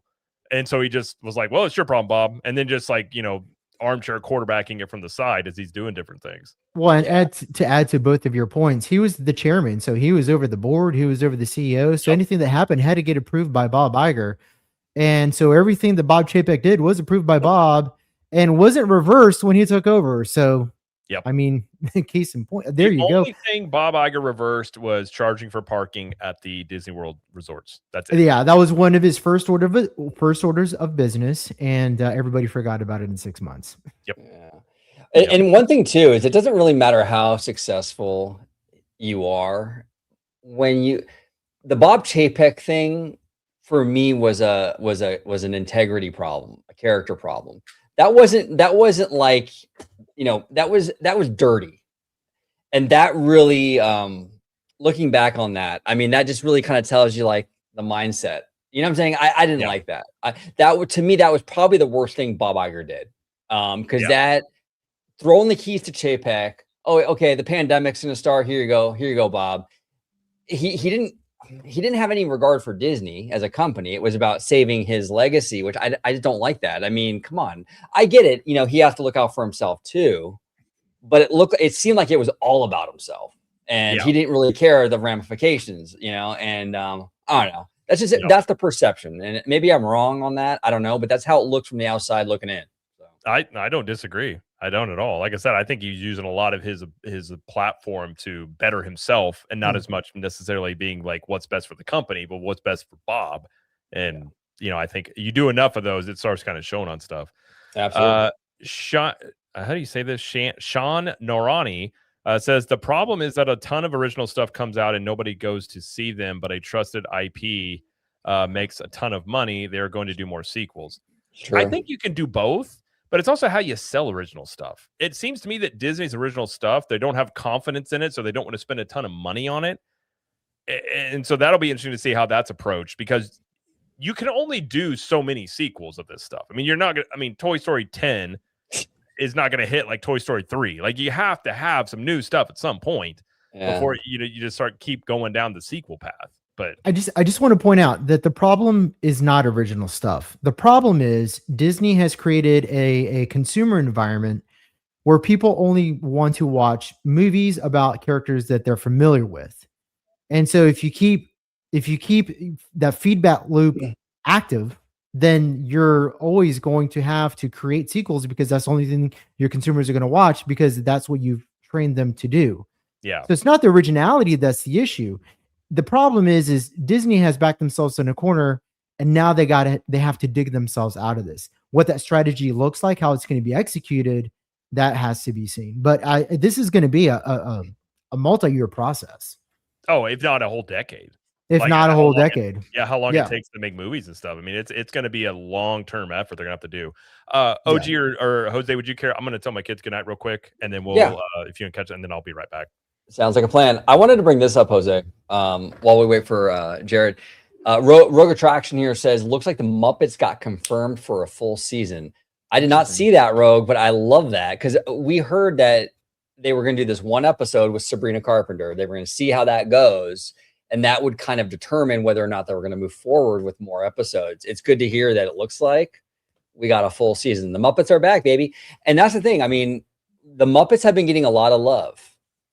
I know that the fans were upset about Muppet 3D, and I totally understand that. But you're getting the Muppets in Rock and Roller Coaster, an actual attraction, by the way. It's not a 3D thing. This is an actual ride that the Muppets will be inside.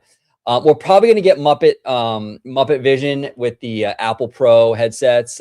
Even Seymour Duck was saying that maybe there'll be a spot like in Fortnite to be able to watch that and things like that. I think that's kind of the direction they're going to use to have that show live on. But I mean, it seems like they're really bullish lately, Jose, on the Muppets, and I kind of love it. I love the Muppets. I hope they catch on. Hopefully, Gen Z embraces these characters. So, I don't know. We'll see. What do you think about it? I'm not really a Muppets guy anymore. However, when I was a kid, I used to love the Muppets. I can see the appeal, especially for younger children. It's one of those intellectual properties that adds a lot of dynamism to the IP selection that's available at the Walt Disney Company. Otherwise, it's very Walt Disney, stylized intellectual property as opposed to Jim Henson, which is radically different from what Walt Disney typically cooks up. So, it's another tool in the toolbox for the company. Maybe the merchandise sales, I don't know. Rogue's in the parks a lot more than I am, and maybe he is a better gauge as to how Muppets pushes merchandise. Rogue, if you want to chime in in the comments, let me know. But obviously, there's dollar signs. I mean, they brought back the show. I think wasn't the show originally canceled after one season? Yeah, I mean, Disney has tried in the past a few times to like kind of get interest back in the Muppets. They even did like an Office style Muppet show like a few years ago, and that kind of bombed. But yeah, they've tried. They have made attempts in the past, and we'll see. But this show is different because I think it's smart because they're utilizing a lot of these big names. I mean, you can't get bigger than Sabrina Carpenter right now. Yeah. I mean, and if you bring in some other big names for some of these future episodes, and that's the beauty of the Muppet Show, is it's a variety show, and you bring in celebrities. You can bring in whoever the hot talent is at the moment, bring them in, and you're guaranteed eyeballs. So do Taylor Swift. I mean, gee, And that's probably the ingredient that the Muppets needs to be successful, because it's a legacy IP. I mean, that was around for Gen Xers, Gen Y. People that watch the Muppets were born in like the 70s and the 80s, right? But that generation is not going to be around to watch the Muppets as they get older. They're going to hit 15, 16 years old, and by then they're going to move on. So how do you bridge that gap between the generation that used to watch the Muppets? You introduce celebrities like Sabrina Carpenter, because like you said, it's a variety show, which again, a variety show is that is a syndicated TV concept right there along with the Muppets. So, it has a niche audience. I mean, obviously it was popular enough for them to, green light a roller coaster retheme to it. So, I mean, we'll see what happens. I mean, I don't know. So we'll see. I'm kind of glad that it's sticking around in the parks. I think that the Muppets being in Hollywood, it belongs in Hollywood because Hollywood transcends a certain era, right? Like if we're talking about Hollywood studios, we're talking about the entire spectrum of movies. And I think that was one of old Hollywood studios' strong points, is like you had everything from the 20s all the way in today. And so if you're going to celebrate all times and spaces of Hollywood, then it's important that you recognize that you maintain a lot of that legacy stuff and then blend it in with the new stuff, because Hollywood is the past and it is ongoing into the future. Now, can you imagine? And they probably would never do this because Muppets, I don't know, this particular IP, they might not want to do this. But could you imagine how crazy a Muppet bar would be? I mean, it would print money, man. I mean, that would be incredible. You could have animal behind the counter serving drink, like an animatronic, dude, it would be amazing. It'd be absolutely amazing. You could have the two critics up in the rafters talking shit to everybody down below. It'd be funny. Oh man. Yeah. It'd be printing money, man. I would love that. I would probably love that more than all the other bar ideas that they have combined. Yeah, no, 100%, 100%. I think it'd be great, but we'll kind of see. But overall, I think that overall, I'm excited about this new era at Disney. I'm ready to move on from the Iger era. I'm ready to see what Josh and Dana have. They're younger. They're coming at this with fresh eyes. Let's go, baby. Let's do this. And what I love about Josh is that he's open to technological advancements and how to integrate it into the company. He's very open. You can tell that he is very much. Now I don't want to say in touch with his man's masculine side. He does have a good jaw, by the way. I mean, that guy has an incredible jaw, right? I mean, yeah, incredible. But absolutely, that guy, he is on the foot. He's on the ground working with Imagineers who are nerds about how to integrate technology into not just the theme park side, but into the studio side as well. Because I mean, hey, look, for example, right? The what's it called? The screen technology that they use for Mandalorian season 1 and 2. Oh, the Void, I think it's called. The Void. Thank you. Or not the Void. Is it the Void? Oh, now I totally forgot. Whatever it's called. It's obsolete. It's obsolete already. Oh shit. It's already obsolete. Did you know that? I didn't know that. Oh, the volume. The volume. Thank you. Thank Okay. you, Rogue. Thank you. Thank you, Rogue. Rogue's got our backs. Rogue's got our Oh backs. yeah, absolutely. But it's an obsolete special effects technology already, and it's only like 5 years old. And had, you know, if you don't have a CEO that knows these things, that is looking for cutting edge tech the way that Walt did, right? Walt was a tech nerd at the time, but you know, you need that this day and age. I think Bob Iger didn't even know that video games were relevant. I think I heard him say in either an interview, he obviously didn't say in a conference call or an earnings call, but he didn't know how just how big it was. And it wasn't until like he started having conversations with Josh, and he was like, they're like, yeah, like video games is a big thing. Did you know that? Yeah, exactly. And Fortnite is like the biggest thing. And that was one of the things Josh Giamaro said in a recent interview when they asked him, like, what's the future? What do you perceive the future of Disney? You know, and one of the big elements of this company that he foresees is gaming, you know, Fortnite. Everyone's on Fortnite, you know, including our good friend, Mr. Webba. We're actually going to do a Fortnite, like play and chat kind of stream. It'd be kind of fun. I'm not a gamer anymore. I haven't gamed since like the Super Nintendo. How about you? Are you into it right now? No, I haven't gamed probably since Super Nintendo, or maybe I played some Guitar Hero, you know, back in like the mid 2000s. Actually, I confess, I played a lot of Guitar Hero back in the mid 2000s. I found it to be incredibly fun. I think that the challenge of being able to hit every button like extreme level, it was both insanely frustrating, but very addictive at the same time. So, but no, I've given it up. Thankfully, I am now 15 years cold turkey on Guitar Hero. So it's been nice being clean. Dude, my brother and I, we was like one Christmas, we were in our 20s, and we went to the mall to go Christmas shopping. We had friends with us, and we wanted Guitar Hero, but we were broke. So we convinced everybody to pitch in for this, knowing that they probably never played again because we had it at our house. And so we had everybody pitch in. I think we all played it like 3 times. I don't think we ever touched it again. Oh, that's wild. That's wild. Oh, Jared, real quick, I brought this comment up from Kiki and Luca. I think this is interesting, right? Do you guys think there would have been more benefit and change if they got someone outside the company? That's what I was wanting the whole time. I think it would have been really good for the company to get fresh blood, a new perspective. Yeah. I wonder now, Hugh Johnston said they interviewed like 100 and some odd candidates, if not 200 candidates at one point, and Josh beat out all of them. Mm-hmm. I do wonder on some level if they approached some of these CEOs and they were just like, no, thanks. Like Disney's in an interesting spot. Like they're not, again, I'm not saying they're going out of business, but like they got a lot of battles on all their fronts. I mean, the theme parks, you got Universal doing stuff, movies. I mean, that's that's contracting. You got the streaming side. So like, there's not a lot of areas about Disney that are just these easy thing to walk into. And I think a lot of guys may not want to come in right after Bob Iger either. Right, and so that's maybe why internally they went with Josh. And, I think it would have been good outside candidate, but obviously they either couldn't get him or they decided not to go that way. I mean, technically, like, kind of Dana Walden's outside candidate. Like, she's only been there for a few years. I mean, technically, if they would have brought Tom Staggs back, he technically, I guess, would have been outside. But yeah, I would have liked to seen. I mean, look, Michael Eisner and Frank Wells. I mean, Eisner came from Paramount. Frank Wells came from Warner Brothers. Yep. Sometimes it's good to get like outside of that Disney bubble. Bob Chapek was a Disney company lifer. He was there for like 25 years when he became CEO, and we all know how that turned out. Apologize for not being the ally that you needed me to be.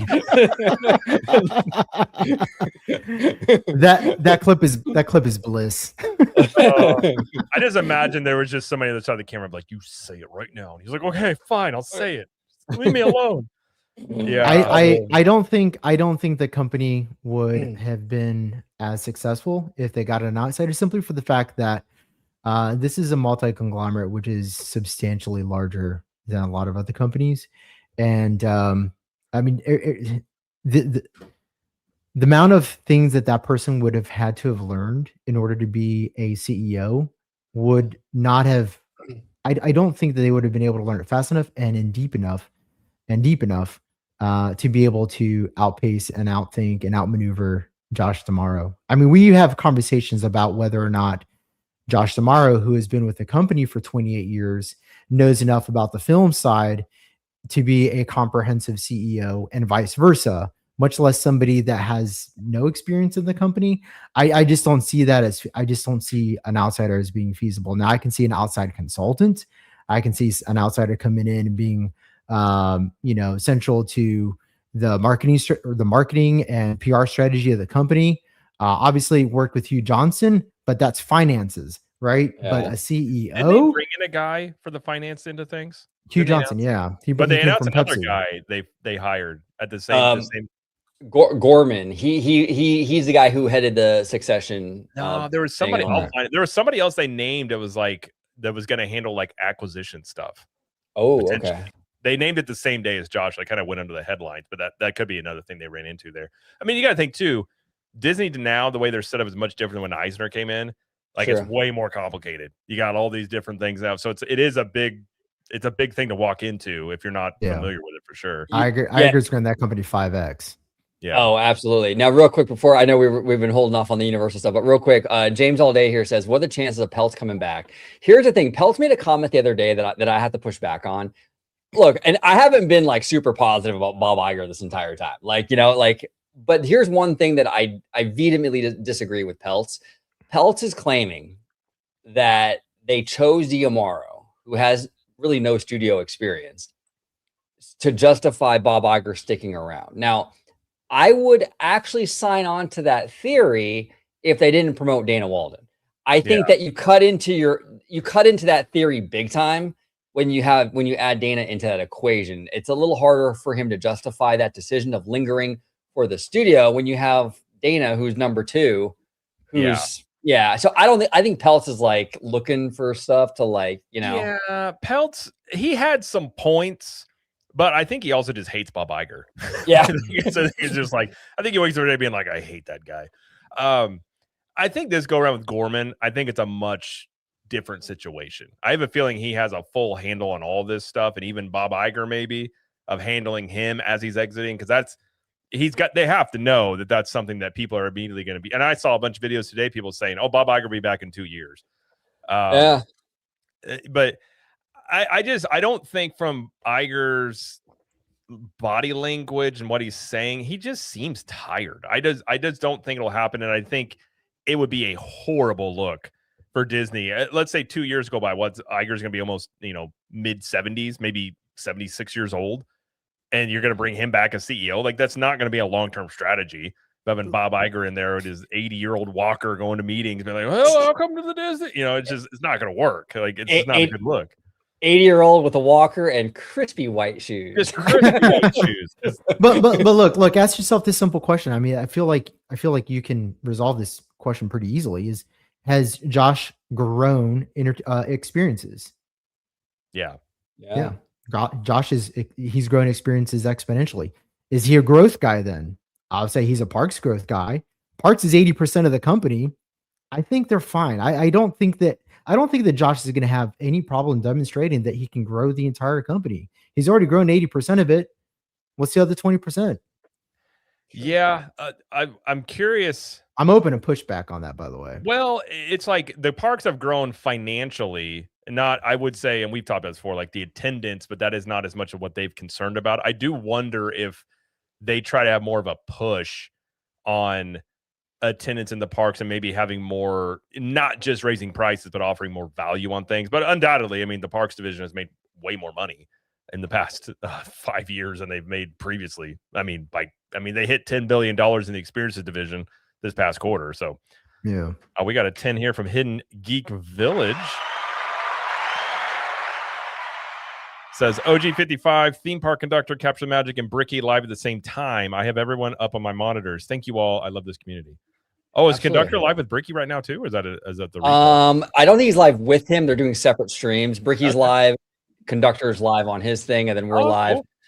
But I really want to get I want to get Bricky on a theme park episode. We'll try to make that happen because he's great. I love kind of picking his brain on stuff, Yeah, he seems. I watched some of that live stream. I'm aware of. So I haven't watched a ton of his videos, but he's very passionate, and I do like how he's willing to call things as he sees them, and I do appreciate that. So whether you agree with him or not, he's willing to be critical of things and praise certain things, and he has an idea of what he thinks they should do. And I appreciate that. I always like when people look at he takes that Imagineering perspective on stuff, which I typically don't do very much. So I always appreciate when people kind of have that sort of like, here's what would fit here, and I'm like, oh, that would work. Okay, yeah, I'm not.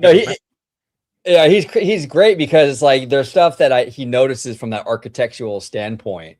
Yeah. Where like I would walk right by that and would never notice that. Same, but he's yeah. got that. Yeah, he's got the eye for it. I'm like, oh, that's pretty cool. I never noticed that. Meanwhile, Awesome. I like to look at Bob Iger in interviews and be like, he looks like he's unconfident, and just read into everything. That's why I like language.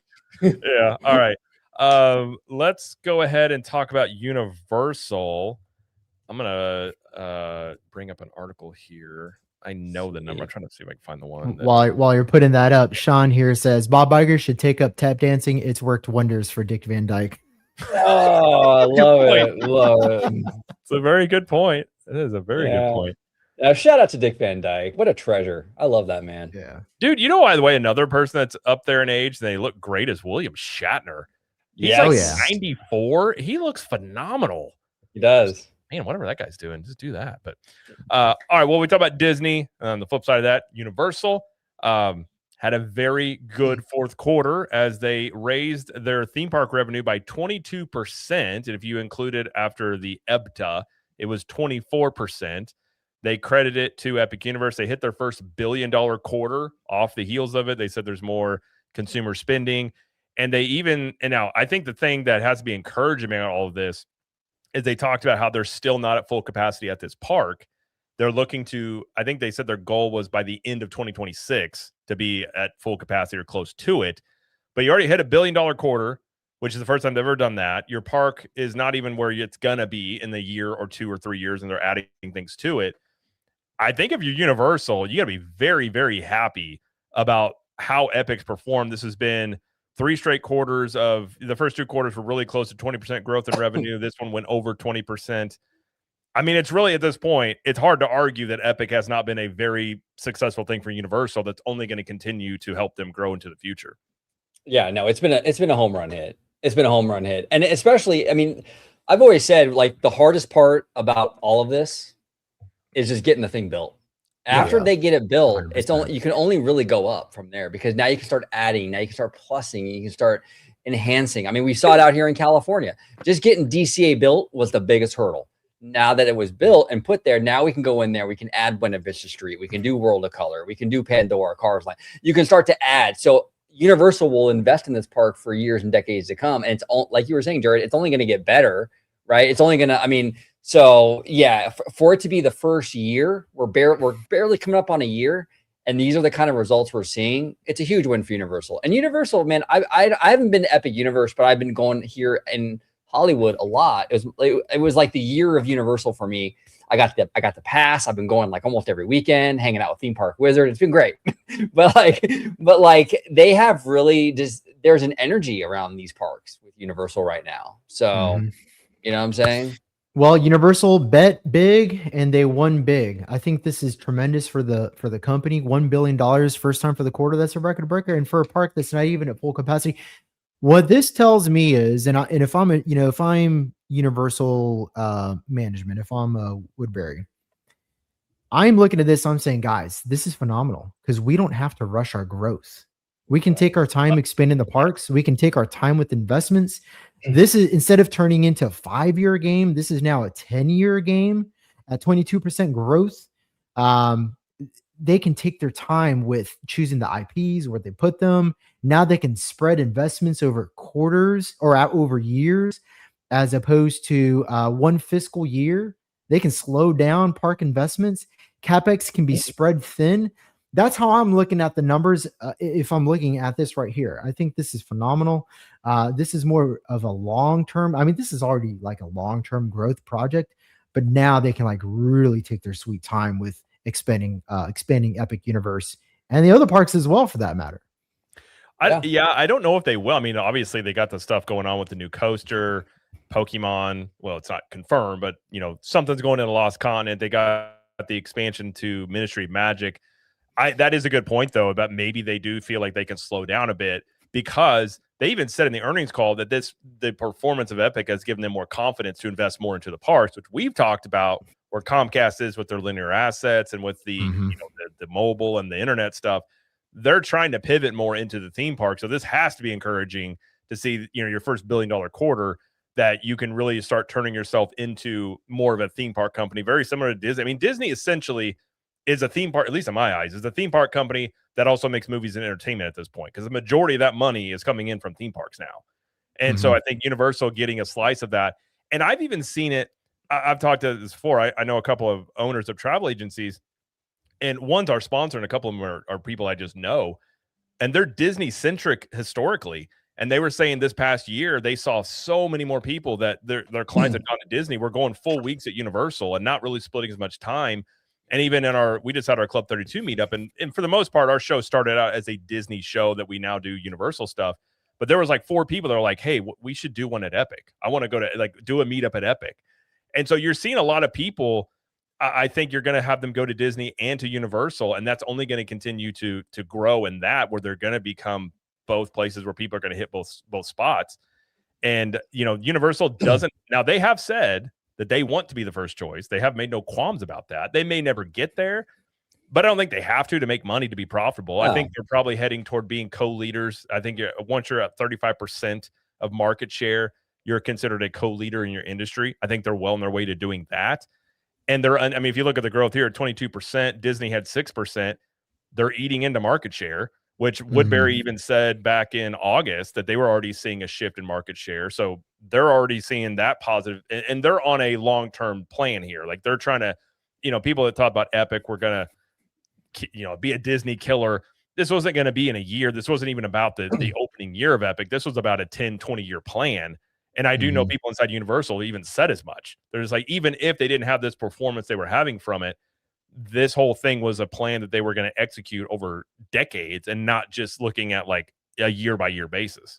Well said. Now, Kiki and Luca here says the problem is Universal Hollywood is limited in space. Disneyland may eventually have 3 parks. Tokyo has 2 parks, and Universal Osaka only has 1. Yeah, I think that is probably the biggest problem with Universal Hollywood is that limitation in space. When you have a potentially 3-park resort at Disneyland, what is Universal going to do? Now, what I've suggested for years is continue to invest in Universal Hollywood, but Universal should really look at some land, maybe somewhere else. I don't know, like in Santa Clarita Valley, Santa Clarita or something, or where you can buy a lot of land and build like an Epic Universe style like park with like a resort. You can build it away from Hollywood. I was going to ask you that question. Is that a feasible thing they can do out there?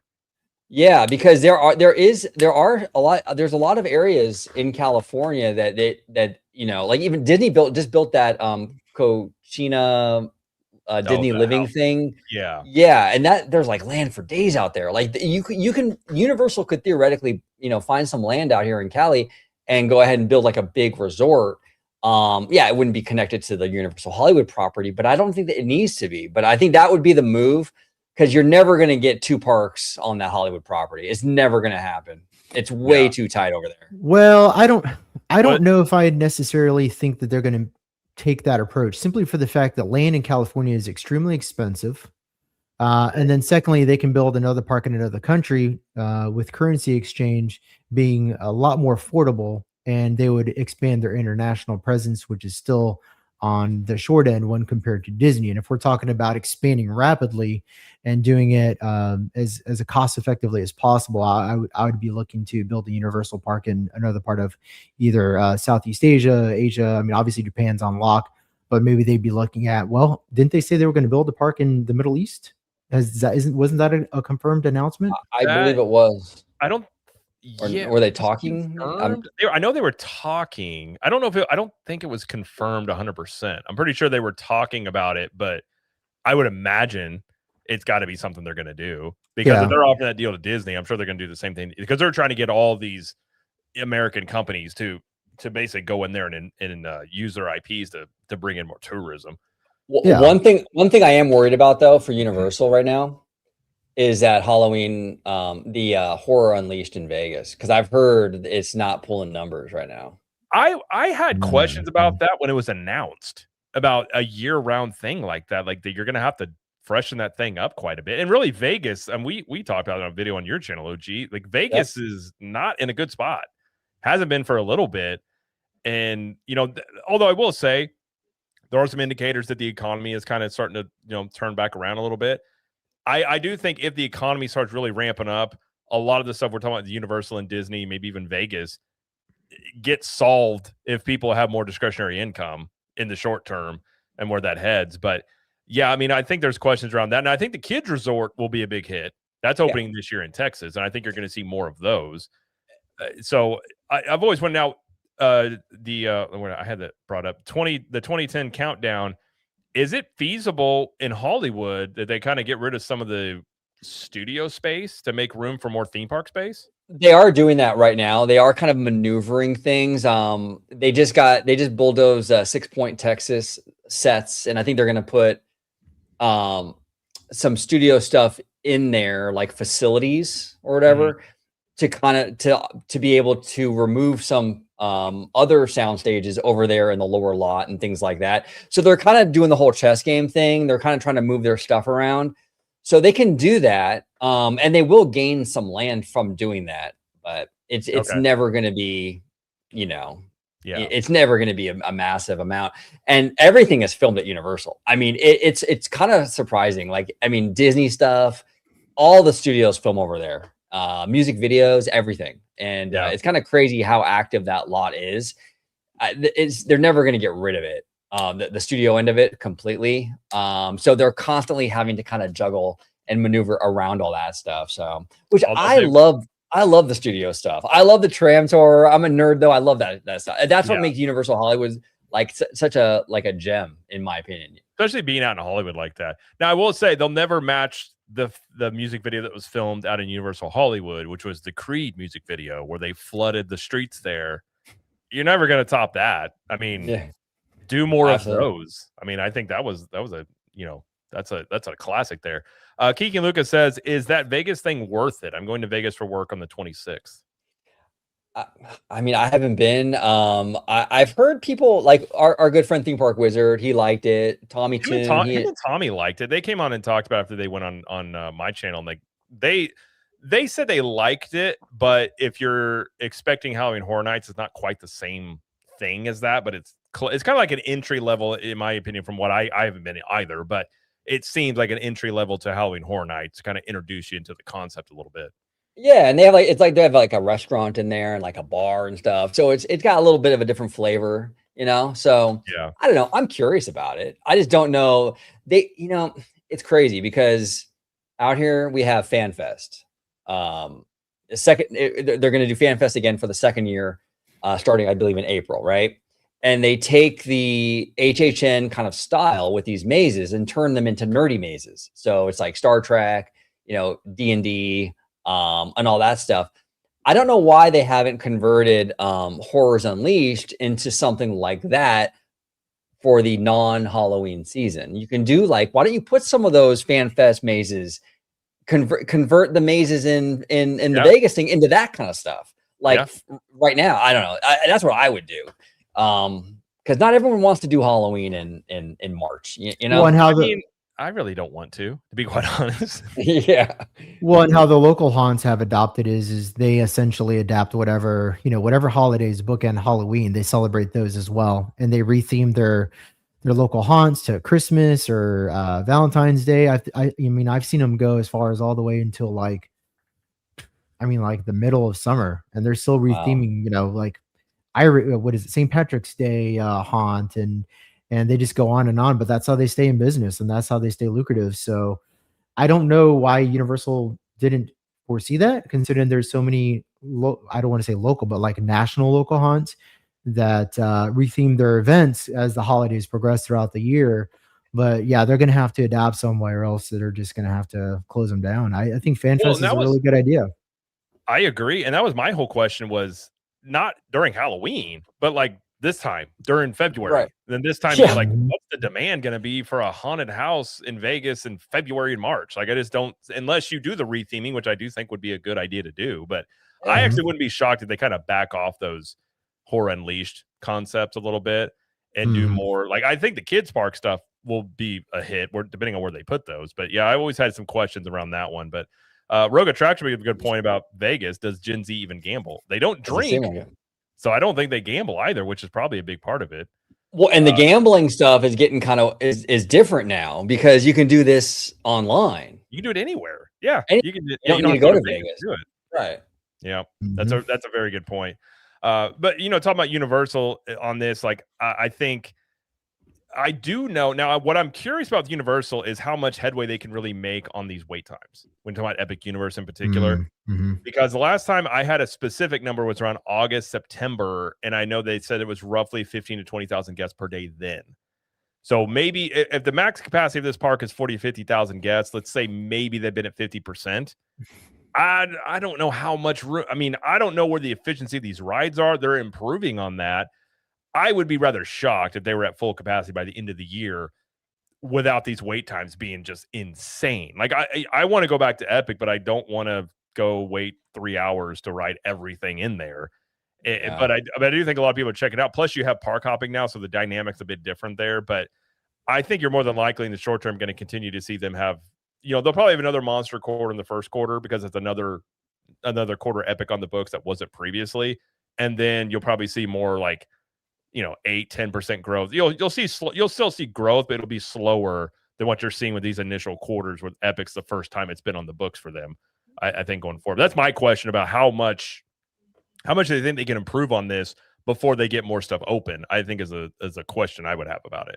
Yeah, and this park will see a lot more competition down the road because Disney is doing Villains Land and Cars Land and all that stuff, and that's going to be. I think those things will be hits for Disney and stuff. So it's going to get more competitive. But right now, I mean, this is their time to shine, baby. Like, because Disney World's a construction site right now. Basically, you know what I'm saying? I mean, Animal Kingdom is. I was there last Sunday. I mean, when Dinosaur was down for a lot of the morning because even though it's the last day it was open. There's nothing else to do in that park, really. Expedition Everest was also down, and basically it's a half day. It always, in my opinion, has kind of been a half day park. So I think that park is really going to struggle in the next couple of years before they get this stuff open. I have some opinions about Animal Kingdom. I really do, particularly when it comes to Avatar as a property as a whole. I think the Pandora, Avatar, whatever you want to call it, that IP has diminishing returns, substantial diminishing returns. When you look at the box office revenue of the first movie, then the second movie, and now the third movie, you're looking at a 50% drop in box office revenue from Avatar 1 to 3. And I think we're seeing that reflected in the park because when you look at the actual attraction numbers, Hollywood Studios and Animal Kingdom have the same amount of attractions. They have the same amount of shows virtually, give or take one or two. Animal Kingdom arguably is a bigger park. It's more aesthetic. There's more to see. The food is better.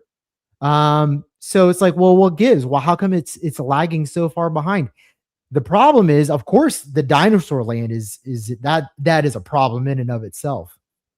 But Avatar, just as a property, doesn't have the pull that Toy Story and Star Wars has. And as bad as a place that Star Wars fandom is, I still think it's performing better in terms of attraction pool than Avatar. And I mean, that's really unfortunate because I love Pandora as a land, but the interest is just not there. And until they bring in Encanto and Indiana Jones, you're just going to see, you're going to see Animal Kingdom's numbers dwindle even further over the next couple of years until 2027, until they get this thing up and running. So I hope Encanto has legs. Indiana Jones, listen, personally, I was with OG when I rode Indiana Jones for the first time, and you could ask him, man, I had the biggest shit-eating grin on my face because I was so enamored by that attraction and how good it is. A Tony Baxter masterpiece. So I'm really excited it's coming to the park. Jared, I can't wait for you to ride this thing, bro. In those Jeeps, dun dun dun dun dun dun. It's a whole nother level, bro. It's a whole nother level. Well, it's 10 out of 10. I was never a big fan of Dinosaur, even though it's the same ride track as Indiana Jones, because I just felt like you were in the dark and then a dinosaur yells at you at some point. I'm like, I just never, like, my wife really liked it, but I never was like a huge fan of it. But I agree with what you're saying about Pandora, because if you look at the box office too of Avatar, it's mostly overseas. So I don't think there's a lot of domestic demand inherently for it. And what's crazy is in 2019, Animal Kingdom was the #2 most visited park, and it has fallen off a cliff ever since then. And so, I mean, I think these things will help it undoubtedly. It's just, how much I think Encanto is one of those things, like it came out during COVID, so you don't really have the box office numbers. You have the Disney Plus stuff, but like I feel like the demand for Encanto is a little bit of it's kind of foggy there. Like I'm not really sure. You don't have anything real tangible to point to. And I haven't heard anything as sequel heavy as Disney is about like Encanto 2. Maybe they are doing it, but I haven't heard anything about it. No. So well, that's one of those announcements that Josh is going to have to capitalize on because this is a 4-quadrant company. They are propping up a new ride based on Encanto. Josh, you have to announce an Encanto sequel to go in line with this film to generate excitement. And not only that, but it's also a litmus test too. Like if people are going to get excited about a new movie, then how do you think this is going to fare as a long-term investment in Animal Kingdom, which has struggled with park attendance? I mean, wow. I mean, really for a long time. I mean, Pandora gave it a boost, but without a significant nighttime offering like Fantasmic or Happily Ever After, this park is going to continue to struggle. If you're putting in unpopular Disney Plus IPs and Indiana Jones, while it's popular with a certain demographic, it's not a widely popular IP anymore and arguably past its shelf life. As much as I love Indiana Jones, I'm just trying to be objective. Yeah, no, I agree with what you're saying for sure. I think the biggest home run they'll have is Villain's Land. I think that one has the most potential to be the most draw there. Everything else, I think, depends on the execution more. Go ahead. You're right. But one of the worries I have with Villain's Land is they're going to run into the same mistakes they made with Batu, where it's like this very dingy, kind of depressing atmosphere. Mm-hmm. You have to fill that land with kinetic energy. Because if you have that Villain's Land with the rock work and you don't have anything in it, it's Batu. Well, and I think I've said for a long time, they have a very narrow corridor to get Villain's Land because you can't make it too scary. They can't do Dark Universe like Universal can. And then you can't make it too scary for kids, but you got to make it interesting or scary enough for the adults. So they kind of have to thread that needle kind of perfectly about how they execute that. And I honestly, I wouldn't get married to the concept art. I think that land's gonna look much different than what they propose. Because I saw those mountain ranges and I'm like, there's no way they're gonna do all these mountain ranges around. Maybe they do, but I felt from the get-go that concept art, I was like, yeah, we'll see. Like, but I do think it'll be the last one to come online, but it might have the most impact on the overall like attendance and revenue. Oh yeah. I mean, the potential with that land is huge. I mean, it is undoubtedly. Yeah. And it might change the game for Magic Kingdom for Halloween as well. It really could. I think it would be an interesting thing about the Halloween party there and how much they incorporate with Villain's Land undoubtedly. And it'd probably be able to get you more people into the Halloween parties to sell more tickets too. Yeah, even the Cars area, to be honest with you, because out here in California, the Cars Land gets all crazy during the holidays. So that potentially could be a huge hit for Magic Kingdom during the holidays as well. I've actually wondered if that's one reason why they're expanding because you would think, like when they said Magic Kingdom expansion, but you're like, okay, it's the #1 theme park in the world. It's not necessarily like a capacity issue there. Mm-hmm. But I do wonder, they make a ton of money off those Halloween and Christmas parties. And if they're looking at saying, okay, whatever that number is, if you increase this footprint bigger, you can sell X amount more tickets and make X amount more money on top of lightning lanes and stuff like that. So that could be part of the reason as to why they're expanding it just off of those parties that they do. Yeah. It's interesting. See what happens, with the whole Avatar thing. I'm starting to get a little worried about it, but we'll see. I just want that thing here so bad because I love that land. But I kind of agree with Jose though. Like I wouldn't be shocked if that doesn't end up happening, especially with the performance. Like you're saying, it's making money, but not like it was. It's clearly on a downward trajectory. And if you're looking at it from that perspective, I could see how maybe Josh comes in and says, like, you know what? We put this in Shanghai, maybe somewhere else, and put something else in DC. I wouldn't be shocked by it. But Nathan Corpus says, I think Encanto topping the Billboard Hot 100, it showed its resonance. It's possible. Like I said, I'm not saying it won't work. I just don't really, it's hard to know really where it stands. Like it's just, there's really not a solid metric where you can just, like you can say with, say, Toy Story. Right. And things like that. It's kind of more of a feel there. I think it will be successful though. But Storybook Sorceress has a point. This is why they're putting Bluey experience in Animal Kingdom. That alone will bring people to the park. Yeah. I'm curious how much that. Now that's definitely going to help it. Well, that's part of their 4-quadrant attack on Animal Kingdom, and Kiki and Luca wants me to explain it. So 4-quadrant, females and males under 25, and females and males over 25 essentially is what 4-quadrant is. And Disney is a perfect example of this because they're trying to create products and entertainment that appeals to everybody in those demographics. And by putting Bluey, again, that's under 25 for both males and females, and Encanto, again, and then Indiana Jones is going to appeal to that older demographic. My question to you guys though is like, I love Indiana Jones. Is Indiana Jones the best approach to handle the over 25 male audience for Animal Kingdom? Like, is that what you would have put in there? Well, it's interesting because putting the whip aside, putting the hat in the whip. Yeah, it's interesting, right? Because that attraction, at least at Disneyland, right? And Disney, and these parks are very opposite because Disneyland is like the most stacked park ever with like a bajillion things to do, and Animal Kingdom is the opposite, right?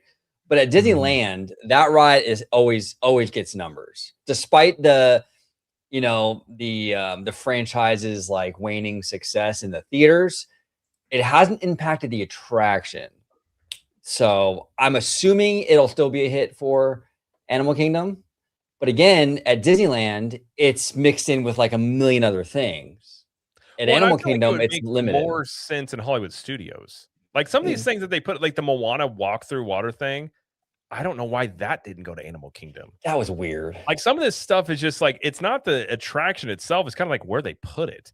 Yeah. And so I don't think Indiana Jones, like when they first said it, I was like, well, I mean, you can make an argument. He's an archaeologist and like it'll probably get numbers because it's Indiana Jones, but I don't know necessarily Animal Kingdom is like the best spot for Indiana Jones, especially like right next to Encanto. Like that's kind of weird to me. Like you have this magical house that's doing all this stuff. Then you got Indiana Jones. You're just like, okay. And that's where I think that's where like data sets, like demographics, visiting parks, maybe getting in the way of where they choose to put these attractions. Totally. And maybe that's something Josh gets back in line because that has been one thing a big complaint people have had is like the stuff and where it's going. It does like historically they wouldn't have put a lot of the things in there that they have in the last little bit. I heard a rumor, and this could be totally wrong, but I heard a rumor a few years ago that Chapek actually wanted to put Cars Land, a clone of the DCA version, in Epcot. Oh gosh. And I was like, wow. Because here's the thing. I can see how they kind of finessed that into Magic Kingdom. But Epcot, dude, I mean, that's weird. That's really weird.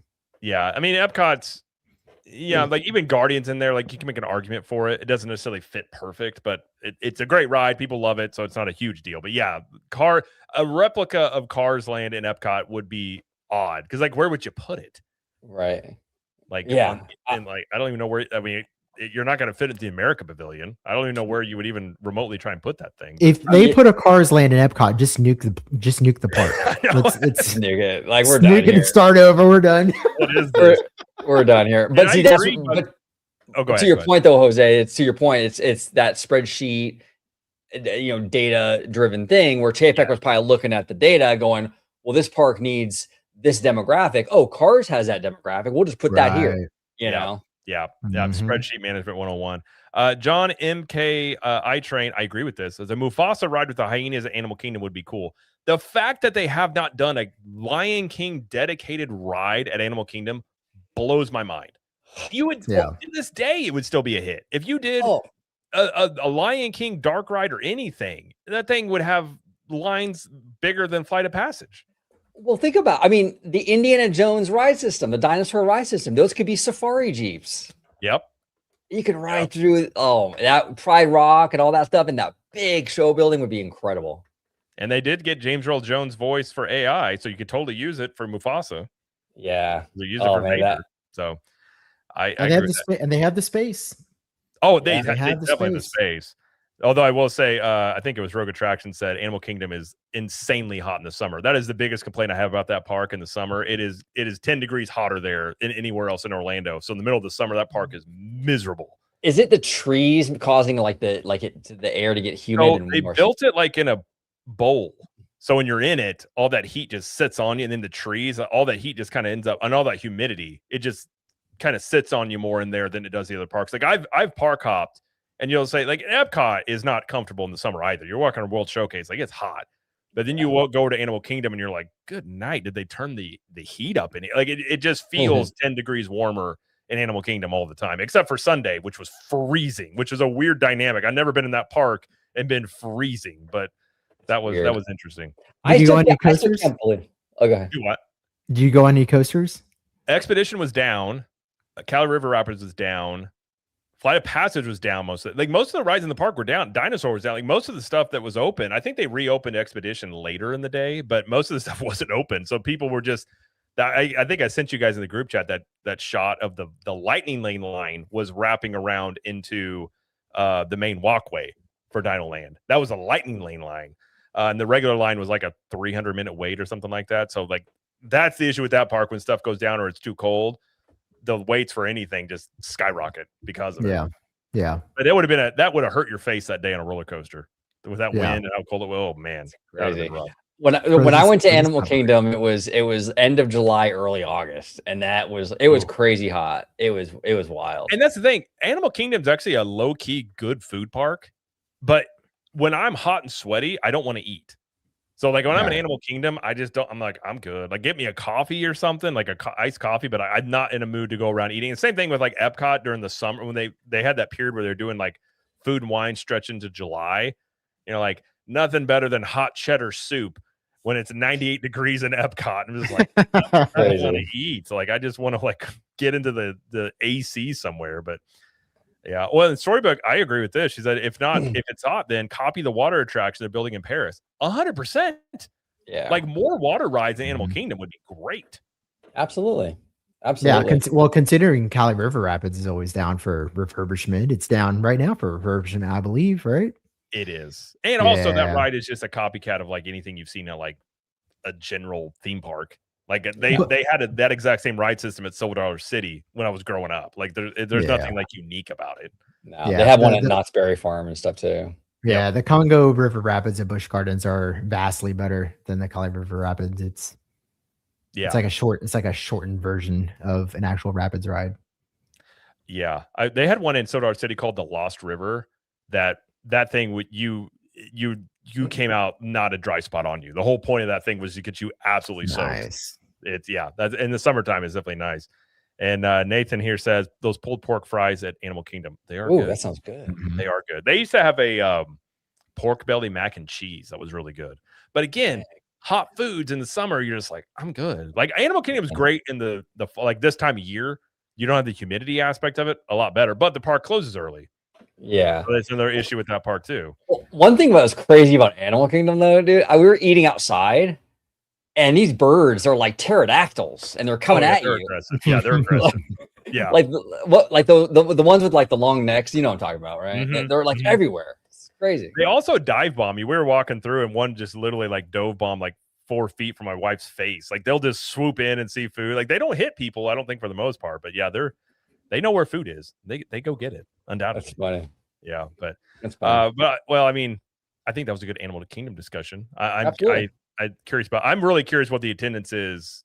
This like when they get that report for the year with all this stuff down. I think it could be rough. I think they had I think they had a 19% drop off, or 35. No, it's 35% drop off the last couple of years. I think Animal Kingdom. That could get much worse. Yeah. So we'll see how that goes. But what did you say? Oh, Jose? I was gonna say I agree. I think it's gonna be tough. I think once we get like Indiana Jones and Kanto, it'll start looking up. But in that meantime, Animal Kingdom's gonna struggle. Well, yeah, and with the 35% drop off from the time, from the time that Pandora started seeing a drop in terms of the attendance it was able to achieve.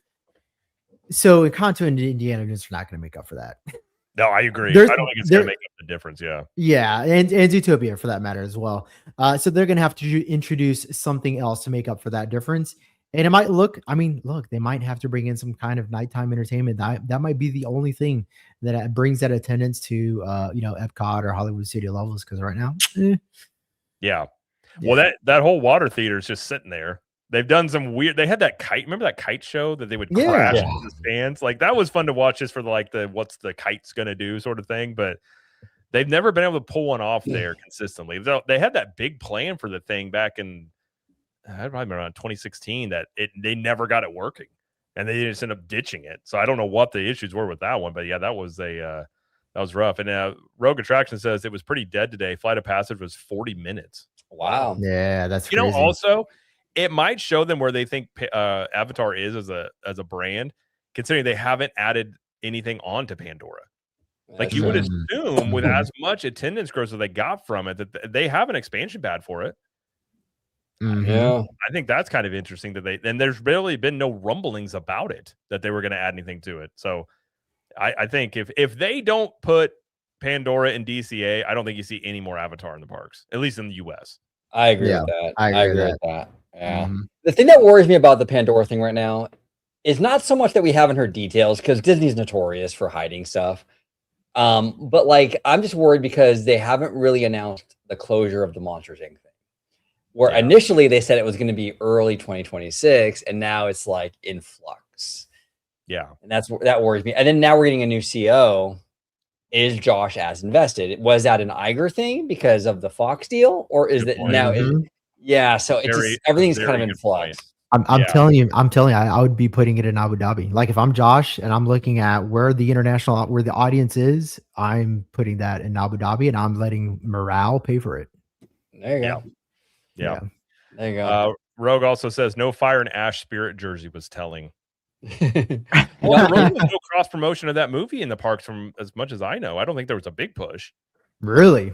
I'm trying to remember it. There may have been a little bit Animal Kingdom, but it wasn't like a massive push for that movie by any means. But Wow, that's surprising. I mean, when you consider how much they invested into the production of that film, and they expect this to be like a big tentpole franchise, that's crazy. Yeah. I agree. I think, and like you're saying, if these new attractions don't bring it up a ton, like they're gonna have to. You're still going to need to add more stuff to this park anyways. Yeah. Eventually. So it's like, do they end up doing more right after they announce this stuff? That'll be kind of interesting how they do that. But so Rogue says there was a pin and a hat, and that was it. Yeah. That tells you everything right there. Gotta get those pins. But yeah, I mean, in terms of all this, like Animal Kingdom be interesting. Obviously, Universal. Not much else to say there other than they're going in a great direction. I think they're continuing to add stuff into the park. You got the new coaster. Supercharged is going to have something come there in 27. You got what I've been told, Pokemon coming, which, by the way, it's like the #1 media franchise in the world. Like that thing is so, I didn't realize how big it was. Huge. That thing, and I do think Disney's going to do video game stuff. Josh is going to spearhead that undoubtedly, but nothing is going to touch Nintendo and like Pokemon. No. And I think that is a problem for Disney. There's no answer for it. In terms of putting anything relevant like that, and just how big of a hit it could be for Universal. And then that's before you even get into maybe some of this, we talk about Back to the Future comings. Like they could do a lot of interesting things in Orlando and just continue to build on that momentum. So I think that'll be very interesting to say the least. Let's see here before we go ahead. Fort Misery Gaming. What's up, Fort Misery? He says, do you guys really think it's feasible that Epic can hit 50K guests with how bad the capacity is for most of the rides and struggle massively currently? I mean, it's a question I've had. I don't think so until they do it. You're probably looking at it until they get these expansions open. Yeah. Or adding, like, they still don't have the attractions or the storytellers that we're going to have in Celestial Park. But I don't know. I guess that we'd be working on information we don't have, like where are these rides in terms of their capacity and operations and their efficiency. I think that would be a big question I would have. If they think that they're at like 50%, then maybe. But they need more rides like Monsters Unchained that move people through it quickly, that have demand, and eventually they will. But in the short term, I have my doubts. And then I also don't think you see APs for yet another probably year at least. I would be surprised if like 27 or past it. I mean, if they're making this much money already, they're not in any rush to do it. Yeah. No, why would they? Because APs just take up room in the walkways when that could be a paying customer. Right. Like a ticket, a day ticketer. Yeah. Mm-hmm. And they can't increase in capacity until they add a new ride anyways. That's very true. That's very And true. even then, they wouldn't increase capacity right away. They'd probably run it for 6 months to a year and then increase the capacity. So you might be looking at a late 2027 before capacity even gets increased. Yeah, possible. Hey, give me 1 second. I got to do some Wi-Fi real quick. Give me one. I'll be right no back. worries. No worries. And then I do want to, Chad Lee brings up Andrew Platt. Andrew makes great content. I've seen a few of his videos. I like his stuff. Who's Andrew Platt? Andrew Platt's a content creator. He's on YouTube. He recently moved out to Florida, and now he does content and stuff. He's great, though. He's really, really cool. Everyone should check him out. Is that Theme Park Obsession or is that another person? No, that's a different person. That's Dylan. Okay. Yeah, no, Andrew Platt. Andrew Platt's he's got oh man, he's I think his channel is just his name if I'm not mistaken. But let me see actually. I'll tell you right now. But he's great, dude. I've actually reacted to a few of his videos on my channel. Let me see if I can find him real quick. Andrew Platt. I know who he is. Yeah. I watched a couple of his videos. Yeah. Mm-hmm. Okay, you got him. Okay, cool. Yeah, he's cool. He's really cool. So he's fun. He's growing a lot, man. His channel is really blowing up. It's cool. Yeah, he's at what is it, 18,000 subs? 18.9. He's about to hit 19,000. Yeah. Now I think we're gonna wrap it up soon, Jose. But do you want to talk about your channel a little bit and what you do over there? I love the work that you do and kind of let everyone know like your perspective on the content that you do. Yeah, we could talk about that real quickly here. So my channel is called Theme Park Philosophy. So essentially what I do is I look at theme parks, the companies that run them, the guest experience, how they organize through a philosophical lens and what they reveal about the human experience essentially. And so, for example, last video I did was on free will, and I've actually done 2 free will videos now. Both of them are focusing on whether we have free will in the parks. You know, there's a lot of talks about how companies manipulate you and how they manipulate you through all 5 senses and through architectural design, and they use like funneling methods and all the different modalities that companies use to influence your purchasing making decisions. And so we just wanted to take a philosophical look at that. So if you like those kinds of concepts, go check out my channel, Theme Park Philosophy. I've only got a couple of videos. The next one I'm going to do, I think is going to be really interesting. It's going to be on the Haunted Mansion and how the Haunted Mansion is like, it reveals humanities or humans, individuals, everyone that's mortal, essentially, particularly humans, though, being that we're the only ones that reflect on mortality. Maybe gorillas do too, but that's besides the point.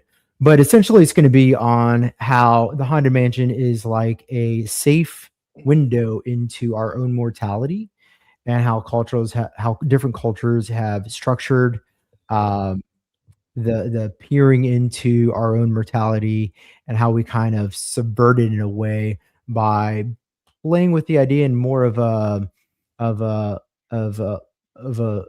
in a way that kind of takes away its finitude, if you will, while maintaining the infinitude of it, right? So it's obviously a final thing, like once you die, but in a sense, right, like when you play with the idea of ghosts in the Haunted Mansion, there's something that has permeance forever and ever and ever.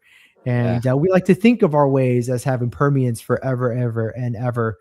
But the Haunted Mansion does it in kind of like a playful way, but in a way that also reveals our connection to it, not just culturally, but through, spirituality and things like that. So that's going to be my next video. So if you're into that kind of stuff, go check out my channel, Theme Park Philosophy. Yeah, no, I was just Jared, when you were gone, I was telling the audience at home about Jared's new channel. Slimer Jose's new channel. Yeah. And I love the direction that you went. And I told you this privately, but I love the direction that you went with that, Jose, because I think that there's nobody else in our space doing that. I mean, you know what I'm saying? You're coming at it from a completely different perspective. And I think that's really cool. So yeah, everyone should check it out. Theme Park Philosophy. So listen, I understood like 3 words that he said there. So it's you'll learn some stuff there undoubtedly. Permeance is a new word I'm going to use now, and I'm going to act like I came up with it. I'll be like, no, I didn't hear that from anybody else at all. I'm not inventing these words, by the way. I just learned them. You should. I would know no difference. I'd be like, oh, that's a good word. Anyways, no, definitely go check it out. And we're going to wrap up here anyway. So yeah, be sure to go check out Theme Park Philosophy. It's a great channel, and Absolutely. I'm gonna do one. I told you one of these. I'm gonna do. I like doing the reaction stuff. I'll do a reaction one of these days. If I can find a video that I can feel like I can keep up with there, I'll be like, hey, I can keep up with this one, and then I'll do a reaction to it or something like that. But it's good stuff there. Before we get out of here, OG55, thank you for being here as always. Greatly appreciate it. Friend of the channel and all that good stuff. So where can everybody find you and any upcoming videos you got going on? Yeah, I love you guys, Jared. Philosophy, you guys are amazing. Everyone home, thank you for watching. Appreciate you. A lot of great interaction in the chat today. I mean, we even had the one and only Jay Shearer in the chat. I love that, you know. But yeah, you can find me right here on YouTube, Orange Grove 55. You can also find me on X. Yeah, I'm back on X, you know. I don't know, I'm just dabbling again. Can't stay away. toxic. But you can find me on X, Orange Grove 55, and you can also find me on Instagram, Orange Grove 55. Yes, sir. And obviously, if you're on my channel, you know this, but on the other channels, find me at Cap the Magic. I do daily videos there. And then, of course, we do these live streams. I'm always on OG's channel doing stuff too. Yes. And we also have a podcast, my wife and I, if you want some theme park like reviews, tips, strategies, stuff like that for Disney World and Universal Studios, you can check out CTM Podcast, where my wife and I have been doing. That show has been going on for like 9 years. Wow. So I feel old. So yeah, that's awesome. like that was way before we even started doing YouTube stuff. So that show has been sort of like it's morphed into more of a video podcast now, but it's a good time there. My wife's very smart, knows the theme. She's been going to Disney since she was like 1. So she knows all the ins and outs and stuff like that. So it'll also be fun. We go out West Coast because I'm going to see Disneyland for the first time. But I think I may also go to Vegas and check out that maybe. I don't like Vegas, but I kind of do want to check out the Horror Unleashed just to see what it's like. But hey, you know, Vegas is only like from like Anaheim, maybe like a 4 or 5 hour drive. It's not too bad. okay. Maybe Yeah. I'll catch it on the way in or out. We'll see. Yeah. But Yeah. either way, yeah, we'll have some stuff like that, and we'll do some maybe do a bar chat with OG or something like Oh, that. hell Check yeah. out the West Coast for a few days and all that good stuff. So that'll be coming up later this year. But that's where you can find all of us here. So thank you guys in the chat for being here. By the way, thank you for the we had Kiki and Luca with some gifted memberships, Hidden Geek Village with a super chat there, and all you guys that were participating, greatly appreciate it. Love having you guys on. You guys are a part of the show, so it's a nice thing to have here. And we will see you guys on the next one. I'm sure there'll be plenty of things to discuss, you know, about what Josh is or not doing on the next one. So we'll do that as well. And Nathan here says, Jared, you will be underwhelmed by our castle, but overwhelmed by Disneyland's charm. Yeah. Yeah. That's what Will said. 100%. That Yeah. is very well put. That's it. My wife won't even tell me much. She's like, she wants to film me. Like when we went to Epic and Super Nintendo World, she just had a camera on my face because I was just like a kid. So I think it'll be the same thing there. So it'll be fun. I'm looking forward to it, checking it out. And then I can actually compare the two, and instead of just through, you know, obviously I think you guys are telling me the truth, but I haven't seen it. So we'll figure that out as well. But by the way, thank you guys for being here. You guys have a great night. Have a great rest of your week. And we'll see you guys on the next one. See you guys later.